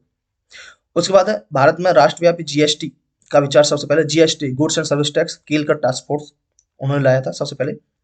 भारत का निम्न में से कौन सा पड़ोसी देश भारत के साथ भूमि सीमा साझा नहीं करता है, भाई भारत का भूमि सीमा मालदीव है। अगर मैं इंडिया की मैप बना दूं, ओके, तो गलत बन गया है ये वैसे तो, पर यहाँ मालदीव इस तरफ है, यहाँ है, तो ये यहाँ से भूमि शेयर नहीं करता है। ओके, टोक्यो किस देश की राजधानी है, जापान। संयुक्त राज्य अमेरिका में स्थित ग्रैंड कैनियन कौन सी रिवर बनाती है? वो कोलोराडो रिवर बनाती है भाई। ठीक है। उसके बाद है कि नर्मदा नदी किस में मिलती है? अब भाई नर्मदा नदी आपने देखा होगा। ओके, इस तरह से अगर मैं इंडिया का मैप बनाऊं तो ये इस तरह से ऐसे बहती है। वेस्ट फ्लोइंग रिवर है, पश्चिम बहती है, और पश्चिम में हमारा कौन सा सी है? अरब सी है भाई। तो ये किस में मिलेगी? अरब सी में। उसके बाद उन गीतों के नाम बताएं जो राधा और कृष्ण के दिव्य प्रेम का गुणगान करते हैं और विशेष रूप से ब्रज में लोकप्रिय है। भाई रसिया है, आप लोग बहुत बार सुनते हैं रसिया, आज ब्रज में हुई रसिया। ओके। वस्त्र मंत्रालय ने निम्न में से किसका उत्पादन करने वाले किसानों की सुविधा के लिए पाट मित्रों, अब देखो ये करंट अफेयर से क्वेश्चन है कि पाट मित्रों, अब मैंने अपने कम्युनिटी सेक्शन में ये क्वेश्चन डाले हुए हैं, जैसे कि ये पाट मित्रों वाला जूट से है। फिर ये जो थंग का पेंटिंग है, ओके, ये किस राज्य की, किस स्टेट की है, फेमस है, ये भी मैंने क्वेश्चन डाला है कम्युनिटी में, ऑप्शन में। ओके, क्वेश्चंस के रूप में जिन्होंने किया होगा वो करके आए होंगे। भाई ये कहाँ की है? सिक्किम की है। अब ऐसा नहीं है कि सिर्फ सिक्किम है, ये हिमाचल प्रदेश में भी है, लद्दाख में भी है। ओके, सिक्किम में भी है और उत्तराखंड में भी है। थंग का किससे है? और ये रिलेटेड किससे? बुद्धिज्म से रिलेटेड है। और बुद्धिस्ट लोग जो हैं इन्हें अपने शेयर मनी में या फिर अपने फेस्टिवल्स वगैरह में ये करते हैं भाई। उसके बाद है निम्न में से किसने संविधान के प्रत्येक पृष्ठ के किनारों की डिजाइन? नंदलाल बोस। हाल ही में विश्व के निम्न में से किस देश में तमिल कवि और दार्शनिक थिरुवल्लुर थिरुवल्लुर की प्रतिमा का अनावरण किया गया? ये संगम पीरियड से रिलेटेड है। ओके, थिरुवल्लुर, तिरुक्कुराल या थिरुवल्लुर, जैसे तमिल तमिल की जो मतलब फेवरेट बुक है। ओके, तो तमिल वेद जिसे बोलते हैं, ये फ्रांस के साथ है ताकि फ्रांस और इंडिया के जो रिलेशंस वगैरह हैं वो अच्छे हो सके। विमुद्रीकरण के समय 2016 में जो हुआ था, कौन भारत के प्रधानमंत्री थे? अब भाई ये तो सबको पता है भाई, उस वक्त पर कौन प्रधानमंत्री थे? भाई सरकार ही 10 साल से किसकी है? बीजेपी की है। तो प्रधानमंत्री कौन है? नरेंद्र मोदी जी हैं। प्रभावती गुप्त, भाई गुप्त साम्राज्य से क्वेश्चन आ गया। गुप्त साम्राज्य के निम्न में से किस शासक की बेटी है? यह है चंद्रगुप्त द्वितीय की। प्रभावती गुप्त का एक अभिलेख और है, किसका? ताम्रपात्र अभिलेख, ताम्रपात्र अभिलेख। ओके, ये किसका है? प्रभावती गुप्त का है।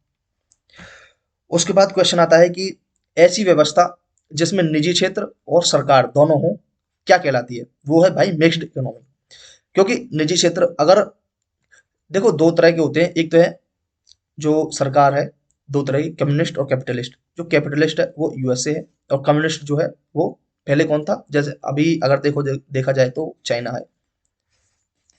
ओके, तो पर हमारे यहाँ पर सिर्फ सारी जो कंपनियां हैं या फिर जितने भी डिपार्टमेंट्स वगैरह हैं वो सब सरकारी नहीं है। हमारे यहाँ पर सरकारी के साथ साथ प्राइवेट सेक्टर को भी छूट दी गई है। तो हमारे यहाँ पर निजी क्षेत्र भी है और सरकारी क्षेत्र भी है, दोनों है, मतलब मिक्स्ड इकोनॉमी को एक्सेप्ट किया हुआ है। ये यहाँ पर हमारे फॉलो करते हैं। भारतीय राष्ट्रीय आंदोलन की निम्न में से किस घटना के बाद रविन्द्रनाथ टैगोर ने अपना दर्द और गुस्सा व्यक्त किया और अपने नाइटहुड की उपाधि? तो भाई जलियांवाला बाग हत्याकांड 1999। उसके बाद नीली क्रांति। अब भाई इस भाई ने क्वेश्चन लगा, इसने आंसर लगाया है जल प्रदूषण पर। अब भाई ने नीले देखा कि भाई आज ब्लू है पानी पानी, तो लगा देते हैं जल प्रदूषण पर। बट ये जल प्रदूषण नहीं है, ये है किससे? ये रिलेटेड है किससे? फिशरीज से। ओके। उसके बाद है कि निम्न में से किस एप्लीकेशन का उद्देश्य नागरिक के डिजिटल दस्तावेज वॉलेट को प्रमाणित, डिजिटल दस्तावेजों तक पहुंच प्रदान करने के नागरिकों को डिजिटल सशक्तिकरण करना है? यह है डिजिलॉकर। उसके बाद है उत्तर प्रदेश के निम्न में से किस जिले में प्रथम पूर्ण बालिका सैनिक स्कूल का उद्घाटन किया गया था? ये भाई करंट अफेयर्स का क्वेश्चन है। ओके, ये मैंने डाला हुआ है कम्युनिटी सेक्शन में। ये कहां पर हुआ? ये मथुरा में हुआ है। ओके, मथुरा में हुआ है।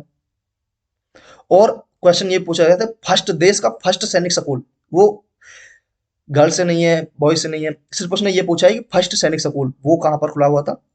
वो था लखनऊ में। ओके, संपूर्णानंद जी सीएम थे उस टाइम यूपी के, उनके टाइम पीरियड में खुला था। तो एक क्वेश्चन यहाँ से हो जाता है। उसके बाद है किस बैंक ने रुपे नेटवर्क का पहला, भारत का पहला कॉर्पोरेट क्रेडिट कार्ड लॉन्च किया? ये है भाई इंडसलैंड बैंक। कौन टाटा स्टील के, अब भाई ये तो काफी मशहूर, सर जमशेद जी नुसरवान जी टाटा, आराम से कर सकते हो आप। उत्तर प्रदेश राजस्व संहिता 2006 के अनुसार राज्य सरकार प्रत्येक जिले में कितने कलेक्टर, अब भाई कलेक्टर जिले का एक ही होता है। ओके, अब बात यहाँ पर की जाती है जैसे डीएम हो गए, एडीएम हो गया और एसडीएम हो गए, तो यही तो कलेक्टर की है। बट इसमें बोला है कि इसमें सहायक और अतिरिक्त कलेक्टर शामिल नहीं है, मतलब एडीएम इसमें शामिल नहीं है, एसडीएम इसमें शामिल नहीं है, तो बचे क्या, डीएम। तो एक ही होंगे, ऑप्शन वन। वर्तमान में इलाहाबाद उच्च न्यायालय की न्यायाधीश संख्या कितनी, 160 है, ये सही है। भारत की स्वतंत्रता के बाद उत्तर प्रदेश राज्य के पहले मुख्यमंत्री इनमें से कौन थे, तो भैया गोविंद बल्लभ पंत थे। याया ससो भारत के निम्न में से किस राज्य के हिमाचल प्रदेश में स्थित एक जैव विविधता विरासत स्थल है, तो कहां पर है, ये लद्दाख में। सोकर सोमोरेरी लेक भी है लद्दाख के अंदर। ओके, अब ये तो बायोडाइवर्सिटी उससे पूछते, बायोडाइवर्सिटी हेरिटेज साइट, यहाँ पर लेक से पूछ सकता है कि तसो लेक, ओके, ये कहाँ पर है, तो ये लद्दाख में है। एक है कि निम्न में से कौन सी एक व्यापक और दूरदर्शी पहल है जिसका उद्देश्य उत्तर प्रदेश राज्य महिलाओं की, तो मिशन शक्ति। उत्तर प्रदेश का राज्य, उत्तर प्रदेश की राज्य सीमा निम्न में से किस राज्य की सीमा को नहीं लगती है, तेलंगाना की नहीं लगती है भाई। तेलंगाना कहाँ पर है, तेलंगाना कहाँ पर है, काफी नीचे है। फिर दक्षिण भारत की सबसे ऊंची चोटी अन्नाईमुड़ी निम्न में से किस पर्वत श्रृंखला में स्थित है, तो ये नीलगिरी में है भाई। ओके, अब यहाँ पर जीएस के क्वेश्चन खत्म। आपके आते हैं यही, एक तरह से एक पैराग्राफ दिया हुआ है तो उसको लेकर, जैसे देखो महात्मा गांधी अपना काम अपने हाथ से करते थे, हाथ पर करने पर बल देते थे। प्रत्येक आश्रमवासी जो उनके आश्रम में रहते थे उनसे आशा करते थे कि वह अपने शरीर से संबंधित प्रत्येक कार्य सफाई तक स्वयं करेगा। उनका कहना था कि जो श्रम नहीं करता वह पाप करता है और पाप का अन्न खाता है। ऋषि मुनियों ने कहा है कि बिना श्रम के जो भोजन करता है वह वस्तुएं चोर है। महात्मा गांधी का समस्त जीवन दर्शन श्रम सापेक्ष था। उनका समस्त अर्थशास्त्र यही बताता है कि प्रत्येक उपभोक्ता को उत्पादन करता होना चाहिए। उनकी नीतियों की अपेक्षा करने का परिणाम हम आज ही भोग रहे हैं। न गरीबी कम होने में आती है, न बेरोजगारी पर नियंत्रण हो रहा है, न अपराधों की वृद्धि हमारे बस की बात हो रही है। दक्षिण कोरिया वासियों ने श्रमदान करके ऐसे श्रेष्ठ भवनों का निर्माण किया है जिनसे किसी को भी ईर्ष्या हो सकती है। अब गद्यांश का उचित शीर्षक क्या है, श्रम की आवश्यकता या श्रमहीनता के दुष्परिणाम, महात्मा गांधी के श्रम संबंधी विचार, या फिर श्रम सुदृढ़ जीवन का आधार। अब देखो, हो सकता है कि ये उचित शीर्षक टाइटल हो सकता है कि महात्मा गांधी के श्रम संबंधी विचार, या ओके। तो अब देखो, उचित शीर्षक की बात कही गई है, टाइटल क्या हम एक्सेप्ट कर सकते हैं, तो ये तो ठीक है, श्रम संबंधी विचार है, बट किसके हैं, महात्मा गांधी जी के। श्रम की आवश्यकता ये नहीं होगा जहां तक मुझे लग रहा है। ओके, तो ऑप्शन ये सी इसका करेक्ट है। समस्त का पर्यायवाची क्या है, पर्यायवाची मतलब एक जैसा ही, संपूर्ण। महात्मा गांधी का समस्त जीवन दर्शन श्रम सापेक्ष था, ठीक है। अस्पष्ट कीजिए कि महात्मा गांधी विचार की अपेक्षा श्रम को महत्व देते थे, ये सही है। सापेक्ष दर्शन को महत्व देते थे, नहीं भाई। सही विचार श्रम पर आते थे, नहीं भाई। श्रम की बजाय दर्शन को बल देते थे, नहीं, कि विचार की अपेक्षा श्रम को महत्व देते थे वो। गद्यांश के आधार पर चोर क्या है, चोर मैंने बताया अभी, हमने गद्यांश पढ़ा है ये, ओके, पैराग्राफ पढ़ा था, इसमें क्या है, चोर की बिना श्रम भोजन करना। गांधी जी पापी किसे मानते थे, किसको, श्रम न करने वाले को पापी मानते थे वो। उसके बाद है फिर जीएस रिलेटेड है कि पंचवटी निम्न में से किसकी रचना है, ये मैथिली शरण गुप्त की। नीरजा महादेव वर्मा की है। हिंदी भाषा किस भाषा से उत्पन्न हुई है। अब देखो, ये क्वेश्चन में हो सकता है कि जो आयोग है वो संस्कृत दे दे, बट इसका आंसर है अपभ्रंश भाषा से, क्योंकि अपभ्रंश जो भाषा है वो किससे आई है, वो आई है प्राकृत भाषा से, और प्राकृत भाषा किससे आई है, वो आई है संस्कृत से। ओके, जैसे आपने बौद्धर्म जैन धर्म पढ़ा होगा तो प्राकृत भाषा बोलते थे, उधर अर्धमागधी जैसे हम बोलते हैं, जैसे संस्कृत का भी रूप बोलते हैं, तो जैन ही बोलते थे वो। तो हिंदी भाषा अपभ्रंश आएगा इसका आंसर। बाकी मेरे हिसाब से तो यही सही है, अपभ्रंश। अब भाई आ गए हैं आपके कंक्लूजन वाले और अजम्पशंस वाले, कौन सा आर्गुमेंट है, स्टेटमेंट वाले क्वेश्चंस आ गए हैं, ठीक है। चलिए सॉल्व करते हैं।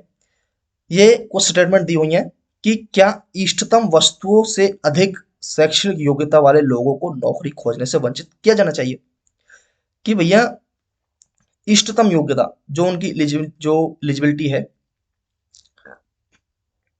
तो आवश्यकता से अधिक, मान चलो कोई फार्म निकला इलेक्ट्रिकल इंजीनियर का, उन्होंने बोला है कि भाई हमें आईटीआई वाले बंदे ही चाहिए और कोई नहीं चाहिए। अब चाहे आपने बीटेक कर रखी हो चाहे एमटेक कर रखी हो, वो कह रहा है कि नौकरी खोजने से वंचित किया जाना चाहिए उन ऐसे लोगों को जिन्होंने बीटेक या स्टडी कर रखी है।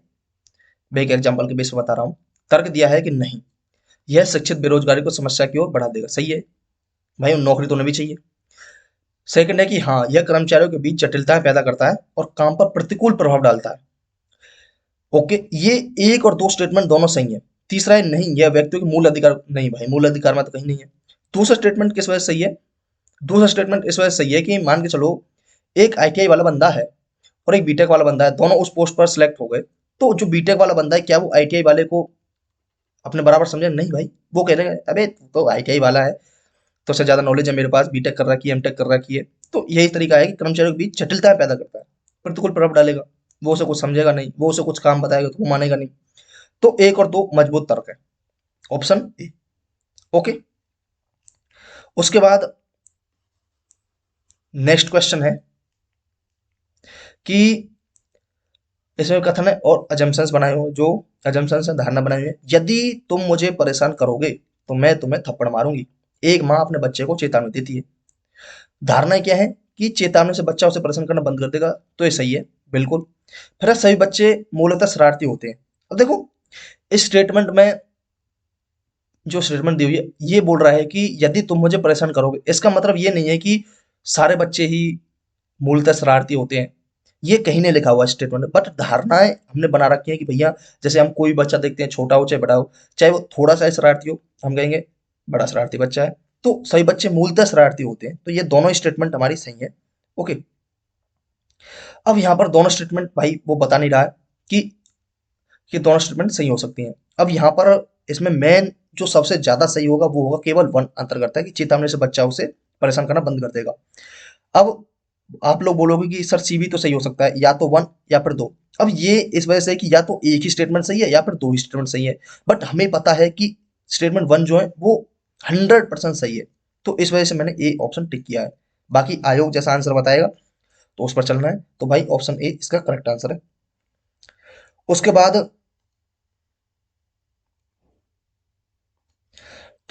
है, अब वही मैंने बताया था, डाटा मैनेजमेंट वाला क्वेश्चन आ गया। अब यहाँ पर हमें क्या करना है, एक पेज ले लेते हैं और यहाँ पर ऐड कर देंगे ऐसे। देखो, ये बोल रहा है कि एक कंपनी के निम्न ग्रेचुइटी और भविष्य निधि पीएफ संबंधी कुछ नियम है। ओके ठीक है, ये कहता है कि किसी कर्मचारी को ग्रेचुइटी और प्रोविडेंट फंड जो है के लिए पात्र होने के लिए 1 वर्ष की सेवा पूरी करनी होगी। अब पहली स्टेटमेंट क्या बोलती है कि अगर ग्रेचुइटी प्लस पीएफ दोनों चाहिए तो मिनिमम 1 ईयर सर्विस होनी चाहिए। ये स्टेटमेंट होगी फर्स्ट। सेकंड स्टेटमेंट क्या बोलती है? ये बोलती है कि 10 वर्ष की सेवा के बाद इस्तीफा देने वाले या नौकरी से बर्खास्त किए जाने वाले या सेवानिवृत्त होने वाले कर्मचारी को जी और पीएफ दोनों मिलते हैं। ओके, 10 वर्ष के बाद। अब यहाँ पर देखो, आफ्टर 10 ईयर, या तो वो कर दिया गया हो डिसमिस, मतलब सेवानिवृत्त या बर्खास्त कर दिया हुआ हो, या रिटायर हो गया हो। ओके, या फिर उसने रिजाइन दे दिया हो। तो ऐसे बंदे को, अगर उसने रिजाइन वगैरह ऐसा दे दिया है, तो ऐसे बंदे को क्या मिलेगा? दोनों चीजें मिलेंगी, कि ग्रेजुएट मिलेगी और पीएफ भी मिलेगा। दोनों चीजें ऐसे दी जाएंगी आफ्टर 10 ईयर। उसके बाद थर्ड स्टेटमेंट क्या बोलती है? थर्ड स्टेटमेंट बोल रही है कि 5 वर्ष के बाद, लेकिन 10 वर्ष की सेवा से पहले, मतलब 5 वर्ष के बाद और 10 वर्ष से पहले सेवानिवृत्त होने वाले, मतलब रिटायर होने वाले और नौकरी से बर्खास्त डिसमिस करने वाले कर्मचारी को ग्रेचुटी और पीएफ दोनों मिलते हैं। लेकिन इस अवधि के दौरान इस्तीफा देने वाले को या तो ग्रेचुटी मिलेगी या फिर पीएफ मिलेगा। अब देखो, ये स्टेटमेंट क्या कहती है कि आफ्टर 5 ईयर और बिफोर 10 ईयर, अगर किसी ने कोई रिटायर हुआ है, सेवानिवृत्त हुआ है, और या फिर डिसमिस हुआ है, तो उसे ग्रेचुटी और पीएफ दोनों दिया जाएगा।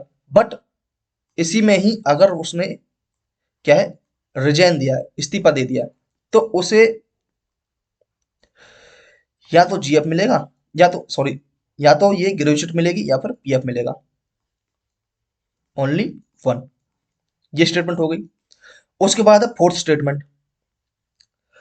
फोर्थ स्टेटमेंट क्या बोलता है कि 5 वर्ष की सेवा के बाद, नहीं, 5 वर्ष की सेवा से पहले अगर उसे बर्खास्त किया जाए, ओके, बर्खास्त डिसमिस कर दिया जाए, या सेवानिवृत्त होने वाले कर्मचारी को पीएफ मिलता है। ये कह रहा है कि 5 वर्ष की सेवा से पहले बिफोर 5 ईयर उसको क्या है, सेवा से पहले या तो वो डिसमिस हो या फिर रिटायर हो, डिसमिस या फिर रिटायर। तो इसे क्या मिलेगा, इसे मिलेगा पीएफ मिलता है, लेकिन ग्रेजुएटी नहीं मिलेगी। इसे मिलेगा पीएफ, पीएफ मिलेगा, ओके, बट ग्रेजुएटी जो है वो नहीं मिलेगी। और बोल रहा है कि लेकिन इस अवधि के दौरान 5 वर्ष की सेवा से पहले ही इस्तीफा देने वाले को ना तो ग्रेजुएटी मिलेगी और ना ही पीएफ मिलेगा।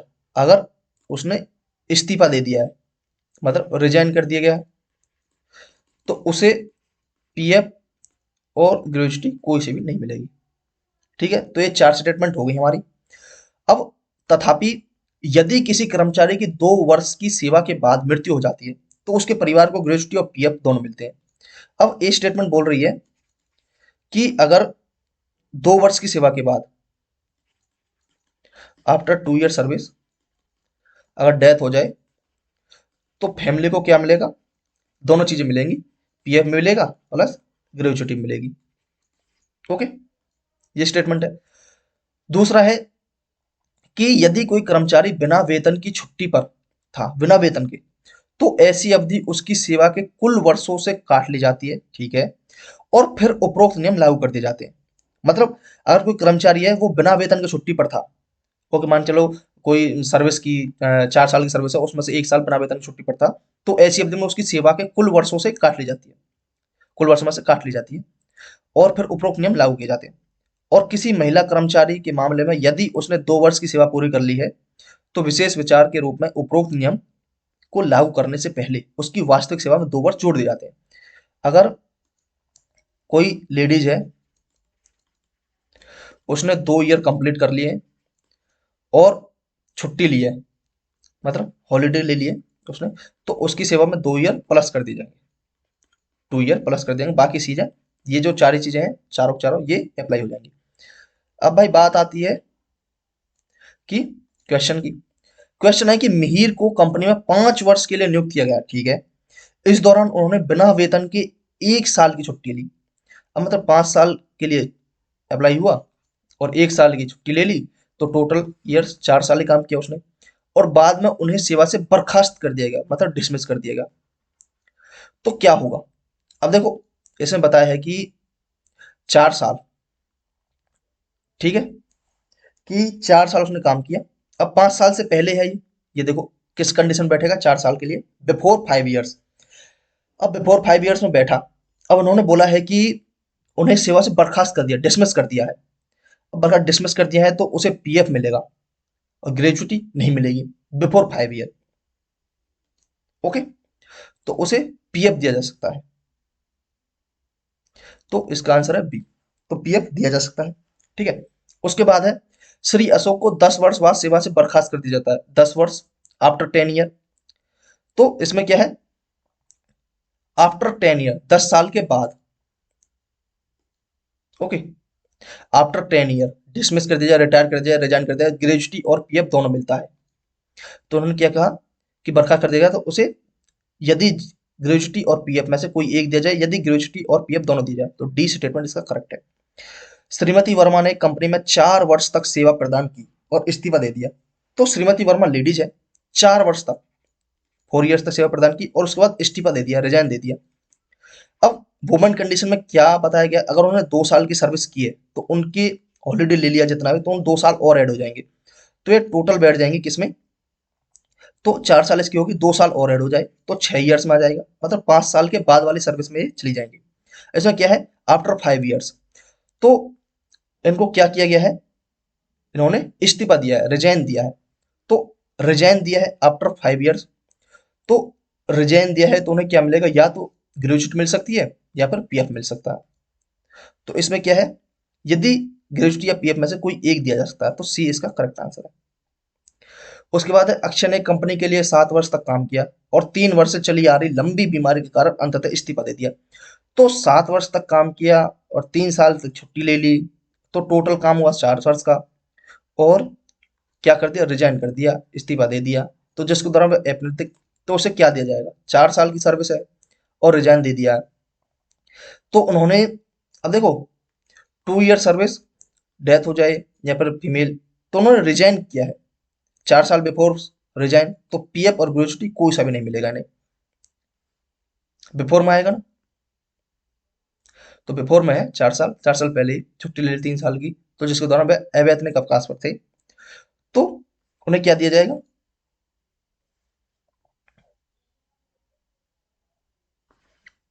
तो क्या दिया जाएगा उन्हें? नहीं, या यदि न तो ग्रेजुटी दी जाएगी और ना ही पीएफ दिया जाएगा। श्रीमती देवल ने कंपनी में 3 वर्ष तक काम किया, हालांकि उस समय के 3/2 वर्षों के दौरान वह अवैतनिक बर्खास्त पर थी, तो 3/2 का कितना होगा? 1 साल और 5 महीने, 1 ईयर 5 मंथ। तो वह अवैतनिक अवकाश पर थी, आखिरकार उसे नौकरी से निकाल दिया गया, उन्हें क्या दिया है? डिसमिस किया गया। तो भैया अब क्या किया जाए? अब लेडीज की, अब श्रीमती देवल लेडीज की कंडीशन में क्या है कि मिनिमम 2 साल की अगर उन्होंने सर्विस की है, देखो यहाँ पर क्या है कि किसी महिला कर्मचारी के मामले यदि उसने 2 वर्ष की सेवा पूरी कर ली है, तो विशेष विचार के रूप में उपरोक्त नियमों को लागू करने से पहले सारी चीजें देखी जाएंगी। तो 2 साल भी पूरी नहीं हुई भाई उनकी, तो 1 साल 5 महीने है, तो 2 साल भी पूरी नहीं की तो उन्हें कुछ भी नहीं दिया जाएगा।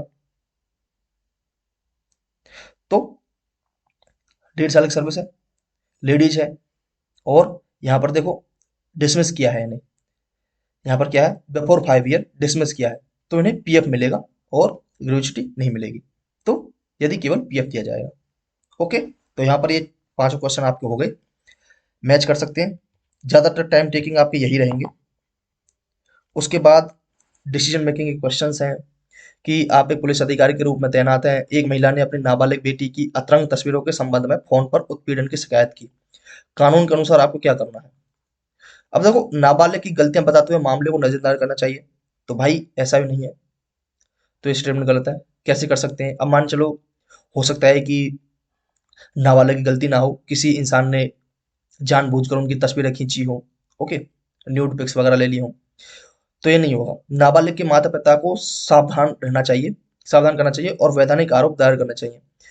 Caller ID caller ID trace के आधार पर आरोपी को गिरफ्तार करना चाहिए, या माता पिता को अपनी बेटी से परामर्श करने की सलाह देनी चाहिए। तो देखो, इनमें जो स्टेटमेंट सही होगी, देखो, कॉलर आईडी ट्रेस के आधार पर आरोपी को गिरफ्तार करना चाहिए, हो सकता है कि, देखो ये स्टेटमेंट गलत है, क्योंकि हो सकता है कि उसने उसने गलती से ऐसा हो गया हो, ओके, या फिर हो सकता है कि भाई जो लड़की है उसने खुद से दिया हो, उसका कोई बॉयफ्रेंड हो या फिर लवर हो, ठीक है, उसने खुद से फोटो दिए हो, ऐसा भी तो हो सकता है। तो नाबालिग के माता पिता को सावधान करना चाहिए और वैधानिक आरोप दायर कर देना चाहिए। अब आरोप अगर लगाकर वो दर्ज कर दे, तो हो सकता है लड़की की मर्जी हो उसमें, कि भाई लड़की खुद आके पुलिस स्टेशन में ये कहती है कि नहीं मैंने ही खुद ने दिए हैं, तो भाई कैसे ये कर सकते हैं? तो जो सबसे ज्यादा उपयुक्त होगा, मतलब जो वैलिड स्टेटमेंट होगी वो होगी डी, माता पिता को अपनी बेटी से परामर्श करने की सलाह देनी चाहिए। पहले अपनी बेटी से परामर्श लो कि क्या उसने उसकी मर्जी से ये सब किया है। अगर उसने मर्जी से नहीं है, लड़के ने जबरदस्ती खींचे हैं या फिर जानबूझ के खींचा है, तब स्टेटमेंट बी पर पहुंचते हैं हम लोग कि भैया आरोप दायर करो। ठीक है, तो स्टेटमेंट डी करेक्ट है इसकी। उसके बाद है, आप एक पुलिस अधिकारी के रूप में तैनात है, सोशल मीडिया निगरानी में निषेधाज्ञा का उल्लंघन करते हुए अनधिकृत राजनीतिक रैली की योजना का पता चलता है, तो आपको क्या करना है? विद्रोह सोशल मीडिया पोस्ट के लिए आयोजनों को गिरफ्तार करना चाहिए, गलत है। आदेश प्रतिबंधों को समझने के लिए आयोजकों को बाध्य करना चाहिए। इंटरनेट सेवाओं के अस्थायी नियमन, नहीं भाई, ये गलत है, इंटरनेट सेवा अस्थायी नियमन नहीं करना चाहिए। प्रवेश द्वारों के प्रवेश को रोकने के लिए बलों को तैनात करना चाहिए, तो ये स्टेटमेंट जहां तक है कि प्रवेश द्वारों से प्रवेश को रोकने के लिए बलों को तैनात करना चाहिए, जैसे एक पुलिस अधिकारी के रूप में तैनात है। तो राजनीतिक रैली जो है, ये आदेश प्रतिबंधों को समझाने के लिए आयोजकों को बाध्य करना चाहिए। देखो, बाध्य कर सकते हैं, बट अगर वो बाध्य करें और फिर भी नहीं माने, जैसे मान चलो अभी के हम इसे कनेक्ट कर सकते हैं, जैसे जो किसान आंदोलन, उससे कनेक्ट करके देखो आप, किसान आंदोलन, किसानों को समझाने की कोशिश की गवर्नमेंट ने, बट वो नहीं माने।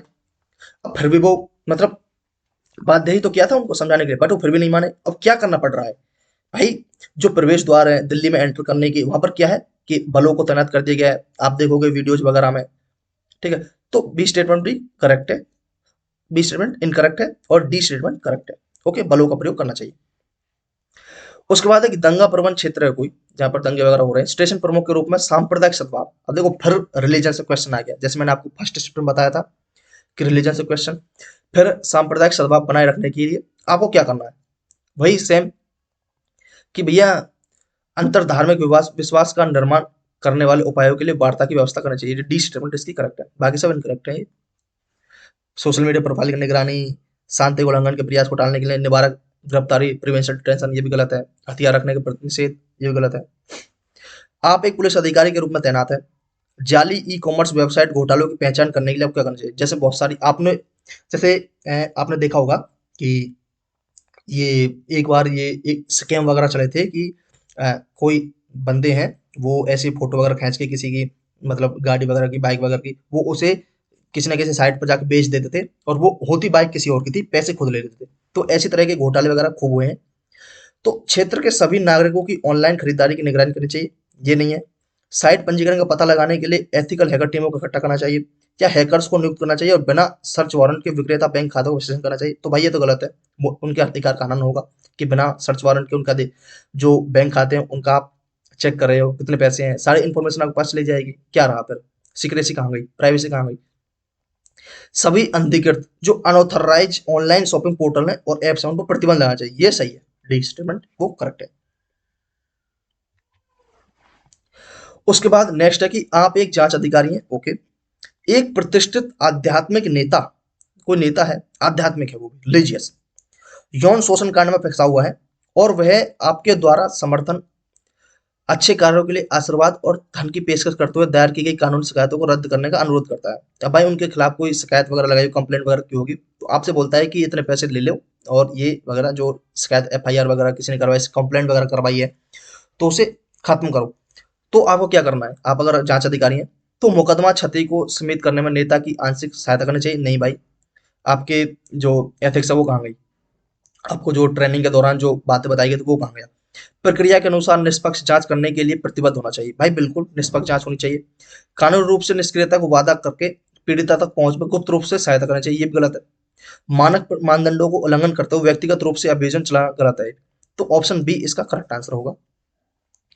ऑनलाइन कट्टरपंथ के मामलों की जांच करते समय आपको क्या है, प्रतिक्रियाएं, अगर देखो कोई ऑनलाइन कट्टरपंथ है, लाइक कोई धर्म को लेकर, किसी चीज को लेकर ऑनलाइन कोई मतलब मुहिम चला रखी है, या फिर जैसे भी, तो प्रतिक्रियाएं आकर्षित करने के लिए भड़काऊ पोस्ट करने वाले अंडर कवर एजेंट के रूप में कार्य करना चाहिए, या फिर ऐसे विषय पर साइक्रोमेट्रिक एनालिटिक चलाने के लिए अदालत की मंजूरी प्राप्त करनी चाहिए।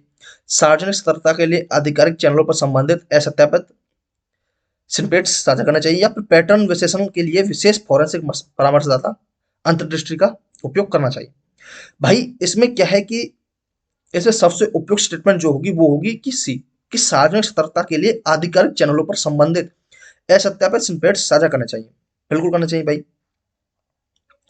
कि ये चीजें गलत हैं, ये चीजें सही हैं, ये मतलब वेरीफाइड न्यूज नहीं है, ये नहीं है, स्टेटमेंट नहीं है, ओके। तो सी इसका करेक्ट स्टेटमेंट है। उसके बाद नेक्स्ट है कि आप एक अपराध शाखा इकाई में एक निरीक्षक हैं, ओके। संगठित अपराधों और गिरोह से निपटती है। आप पिछले 3 वर्षों में इस इकाई में कार्यरत है, 3 साल से। हालांकि नीति में बदलाव के कारण आपको महिला सेल में स्थानांतरित कर दिया जाता है, जहां आपको महिला सुरक्षा और सशक्तिकरण से संबंधित मामलों से निपटना होता है। आपको लगता है कि यह कम चुनौतीपूर्ण और फायदेमंद काम है, आपको क्या करना है, नीति परिवर्तन की चुनौती देनी चाहिए और तर्क देने चाहिए कि आपके कौशल और अनुभव अपराध शाखा इकाई के लिए अधिक अनुकूल है, ओके। नीति परिवर्तन को स्वीकार करना चाहिए और महिला सेल में मामलों से निपटने के लिए अपने कौशल अनुभव का उपयोग करना चाहिए, ये सबसे उपयुक्त स्टेटमेंट है। नीति परिवर्तन चुनौती नहीं देनी चाहिए भाई। अब ठीक है, पॉलिसी वगैरह चेंज हो गई तो आपको भी तो वक्त के साथ ढलना चाहिए। अब जरूरत हो रही है, आप अगर इसी थाने में है, मान के चलो आप किसी एक थाने में आप पोस्टेड है, जरूरत हो रही है आप सारी जिंदगी वहीं पर रहोगे, आपका ट्रांसफर भी होता रहेगा, पॉलिसीज वगैरह चेंज भी होती रहेंगी। आज आपको ये डिपार्टमेंट दिया हुआ है, कभी आपको इन्वेस्टिगेटिव ऑफिसर बना दिया जाएगा, ओके। तो ये सारी चीजें आपको मतलब एक्सेप्ट करना चाहिए और अपने अनुभव कौशल का उपयोग करना चाहिए सही ढंग से, ओके।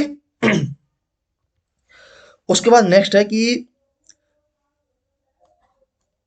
यह है कि राष्ट्र सुरक्षा की प्राथमिकता तब चरमोत्कर्ष पर पहुंचती है जब आपको जीवन साथी आपका जीवन साथी किसी गंभीर दुर्घटना का शिकार हो जाता है, ओके, जिसके लिए सर्जरी की आवश्यकता होती है। आपको क्या करना है, ध्यान भटकाने से बचने के लिए परिवार को सूचित करने में देरी करनी चाहिए, या परिचालन समन्वय नियुक्त करते हुए संक्षिप्त अवकाश लेना चाहिए, या पारिवारिक प्राथमिकताओं के लिए डिप्टी को पूरा प्रवास होना चाहिए, या रणनीतिक रूप से व्यापक टीम के बीच विशेषज्ञ क्षेत्रों को आवंटित करना चाहिए। तो भैया क्या करना चाहिए?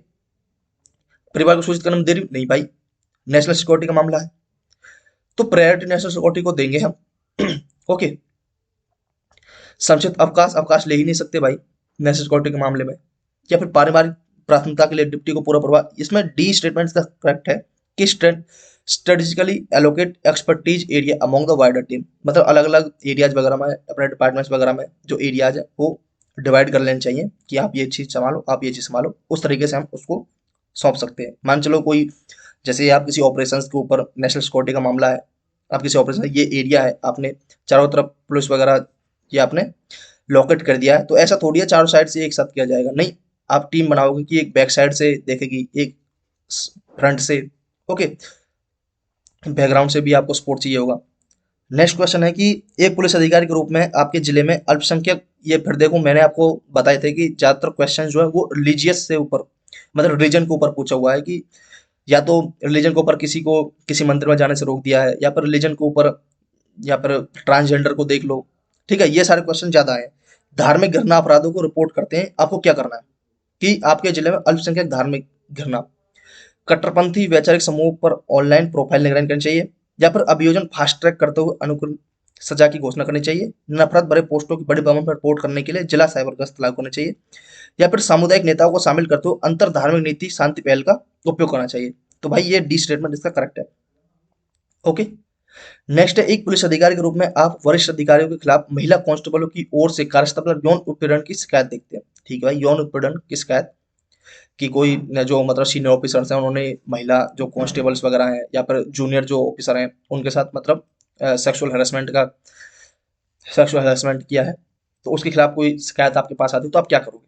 कार्रवाई का वादा करते हुए आंतरिक शिकायत समिति का गठन करोगे? नहीं भाई। बड़े पैमाने पर लिंग संवेदनशीलता प्रशिक्षण मॉड्यूल, बड़े पैमाने पर ये नहीं हो सकता, ये भाई एब्सोल्यूट स्टेटमेंट हो जाएगी, ज्यादा बढ़िया। कमांड भूमिकाओं से अलिप्त कार्मिकों के स्थानांतरण को लागू करना चाहिए, ये गलत है। गोपनीयता सुनिश्चित करते हुए मामले को बाहरी एजेंसी को कौन से सौंप देंगे भाई? तो कार्रवाई का वादा करते हुए आंतरिक शिकायत समिति का गठन करना चाहिए, या फिर गोपनीयता। देखो, आंतरिक शिकायत समिति ये भी ठीक है, तो मामले को बाहरी एजेंसियों के पास सौंपना ये तो थोड़ा कुछ ज्यादा ही एब्सोल्यूट स्टेटमेंट हो गई कि अगर मेरे पास शिकायत है तो उसकी कार्रवाई जो मैं भी तो कर सकता हूँ, मतलब कोई पुलिस अधिकारी वो भी तो कर सकता है। तो कार्रवाई का वादा करते हुए आंतरिक शिकायत समिति, जैसे आप बोलते होंगे कि भाई हमें एक कमेटी बनाते हैं और वो पूछते हैं, जैसे मतलब आपने पुलिस वगैरह में मूवीज वगैरह में देखा होगा कि किसी जो ऑफिसर है आईपीएस वगैरह हो गए या फिर एसपी या फिर इनके ऊपर कोई मुकदमा चलता है या फिर, तो उनके अंदर एक कमेटी बनाई जाती है, इंतरिम कमेटी जिसे हम बोलते हैं आंतरिक शिकायत कमेटी, उसमें उनसे सारे सवाल जवाब किए जाते हैं। ठीक है, तो इस तरह से ये ए स्टेटमेंट गलत है, सॉरी ए स्टेटमेंट सही होगी इसकी। उसके बाद है कि एक पुलिस अधिकारी के रूप में मैं निम्न द्वारा देशभक्ति का सर्वोत्तम प्रदर्शन कर सकता हूँ, किसे कानून तोड़ने वाले से रिश्वत स्वीकार कर, गलत है। प्रदर्शनकारियों को वश में करने के लिए बल प्रयोग करके, ये भी गलत है। लोकतांत्रिक संस्थाओं की सुरक्षा करके, ये सही है। नागरिकों पर अपने धार्मिक मूल्य, मान के चलो मैं, जैसे नागरिकों पर धार्मिक मूल्य, मान के चलो बहुत सारे लोग हैं, तो कोई भगवान कृष्ण को मानता है, कोई भगवान राम को मानता है, कोई हनुमान को मानता है, अब मैं मानूं, मैं कहने लगूं मैं भगवान हनुमान को मानता हूँ, तो मैं चाहता हूँ कि ये सभी लोग भी हनुमान को ही माने, तो ये है धार्मिक मूल्यों को थोपना, तो ये गलत है। ऐसे थोड़ा ना आप देशभक्ति साबित कर सकते हो, ये भी गलत है। ऑप्शन सी ये करेक्ट स्टेटमेंट होगी। उसके बाद नेक्स्ट है कि एक पुलिस अधिकारी के रूप में आपको अपने कौशल और ज्ञान को बढ़ाने के लिए समय समय पर प्रशिक्षण और मूल्यांकन से गुजरना पड़ता है। निम्न में से उस संस्था का नाम क्या है जो भारतीय पुलिस सेवा के अधिकारियों को प्रशिक्षण प्रदान करती है? राष्ट्रीय पुलिस अकेडमी भाई। Okay, national police academy. एक पुलिस अधिकारी के रूप में आपको एक बैंक मैनेजर की बंधकों के साथ चल रही सोशल डकैती, मतलब सशस्त्र डकैती के बारे में, मतलब सशस्त्र है मतलब हथियार भी है उनके पास, डकैती कर रहे हैं, घबराहट भरी कॉल आती है। मानक संचालन प्रक्रियाओं के अनुसार इनमें से आपकी तत्काल प्रतिक्रिया क्या होनी चाहिए? बिना किसी बैकअप के जरिए अपराध स्थल पर पहुंचे, गलत है भाई, बैकअप चाहिए बिल्कुल। हो सकता है ना जाने कितने लोग हों, कितने हथियार हों उनके पास। अन्य आपातकालीन सेवाओं को सूचित करें और उनके साथ समन्वय करें, ये स्टेटमेंट हमारी सही हो सकती है। बट और स्टेटमेंट देते हैं कि क्षेत्र को अलग करने के लिए सीमा चौकियां स्थापित करें, बिल्कुल ये स्टेटमेंट सही है। अब सार्वजनिक जानकारी इकट्ठा करने के लिए मीडिया का सहारा, अब भाई मीडिया पूरी जानकारी थोड़ देगी, वो तो घी मिर्च लगा के देती है, मतलब और ज्यादा बात को बढ़ा चढ़ा कर बताती है, तो ये स्टेटमेंट गलत है। हमें चूज करना बी और सी में से, कि अन्य आपातकालीन सेवाओं को सूचित करें और उनके साथ समन्वय करें। अब आपातकालीन सेवाएं, भाई इससे भी ज्यादा, देखो ये ठीक है कि मान चलो कोई उन्होंने किसी नागरिक को नुकसान पहुंचा दिया है, तो उसके लिए हमें आपातकालीन सेवाएं भी चाहिए, एम्बुलेंस वगैरह, ये चीजें सही ठीक है। बट उससे पहले क्या होगा कि हमें जो, अगर मान चलो ये एक्स वाई जेड एक एरिया है, तो मुझे इस एरिया को एक तरह से सील कर देना चाहिए इसके चारों तरफ, यानी कि कोई भी इंसान इसके पास नहीं जाएगा। मैंने अपने पुलिस चौकी लगा दी है, पुलिस इधर भी खड़ी है इधर भी खड़ी है, मतलब इसको एक तरह से सील कर लो, इस एरिया को कवर कर लो। ओके, तो सबसे पहली जो स्टेटमेंट होगी, जो सबसे पहला काम होगा, वो भाई ये सील करने का होगा। ओके, तो स्टेटमेंट सी इसकी जो है वो करेक्ट होगी, कि क्षेत्र को अलग करने के सीमा चौके स्थापित करें। ओके, उसके बाद बात आती है नेक्स्ट क्वेश्चन की, कि ये है कथन और निष्कर्ष की। ओके, ये स्टेटमेंट दी हुई है और उसके बाद कंक्लूजन निकाला है, कि साक्षात्कार पैनल ऐसे उम्मीदवार का चयन कर सकता है जिसके पास न तो वांछित योग्यता है और न ही मूल्य और गुण है। ये क्वेश्चन मैं करा चुका हूँ पहले, ये दोबारा से शायद टाइप हो गया है यहाँ पर, ये दोबारा से मैंने ऐड कर दिया है। तो इसमें क्या होगा, साक्षात्कार पैनल को विशेषज्ञों या गारंटी नहीं दे, सॉरी सॉरी ये कराया नहीं है, ये न्यू है। साक्षात्कार जो इंटरव्यू पैनल है, साक्षात्कार पैनल ऐसे उम्मीदवार का चयन कर सकता है जिसके पास न तो वांछित योग्यता है और न ही मूल्य और गुण है। तो साक्षात्कार पैनल में विशेषज्ञों को शामिल करना यह गारंटी नहीं देता कि चयन उचित होगा। ये भी सही है। अब भाई साक्षात्कार पैनल जो है, उसके पास पावर है कि वो सिलेक्ट कर सकता है इस बंदे को, भले इसके पास योग्यता ना हो, क्योंकि इसमें पता है कि ऐसे उम्मीदवार का चयन कर सकता है, तो चयन उचित होगा। तो ये तो सही है, ये गारंटी नहीं देगा चयन उचित होगा। उम्मीदवारों के चयन के मामले में साक्षात्कार परीक्षा को सीमाएं, बिल्कुल सही है। तो भाई दोनों स्टेटमेंट सही है, अनुकरण करते हैं। ओके, तो यहाँ पर ये भी अपना जो सेकंड पेपर है इसका भी आपका एवेल्यूशन हो गया, एनालाइज हो गया। आप लोग अपने मैच कर सकते हैं अपने क्वेश्चन से। बाकी रहे मैथ और रीजनिंग क्वेश्चन, वो आपको दूसरे सर कराएंगे। ओके, वो भी आपको बहुत जल्द आज या कल में ही हो जाएगा। अगर आज नहीं होगा तो कल आपको दोनों दिनों का, चारों शिफ्टों का पेपर का एनालाइज करा दिया जाएगा, मैथ और रीजनिंग का भी। ओके, और आज के क्वेश्चन पेपर जैसे ही मेरे पास आते हैं तो आपको करा दिया जाएगा एनालाइज भी उनका भी। ओके, तो आई होप कि आपको वीडियो अच्छी लगी होगी और आपने अपने क्वेश्चंस वगैरह मैच कर लिए होंगे। और आई होप कि आगे भी आप लोग ऐसे ही बने रहेंगे। और क्वेश्चंस वगैरह जो करंट अफेयर्स से आए, मैंने आपको बताया था कि मैं अपने कम्युनिटी सेक्शन पर डालता रहता हूँ, आप लोगों ने जरूर सॉल्व किया करें और देखा करें। और वीडियो देखने के लिए बहुत बहुत धन्यवाद आपका। मिलते हैं नेक्स्ट क्लास में, तब तक के लिए धन्यवाद। आराम से जुड़े रहिए चैनल के साथ। Thank you.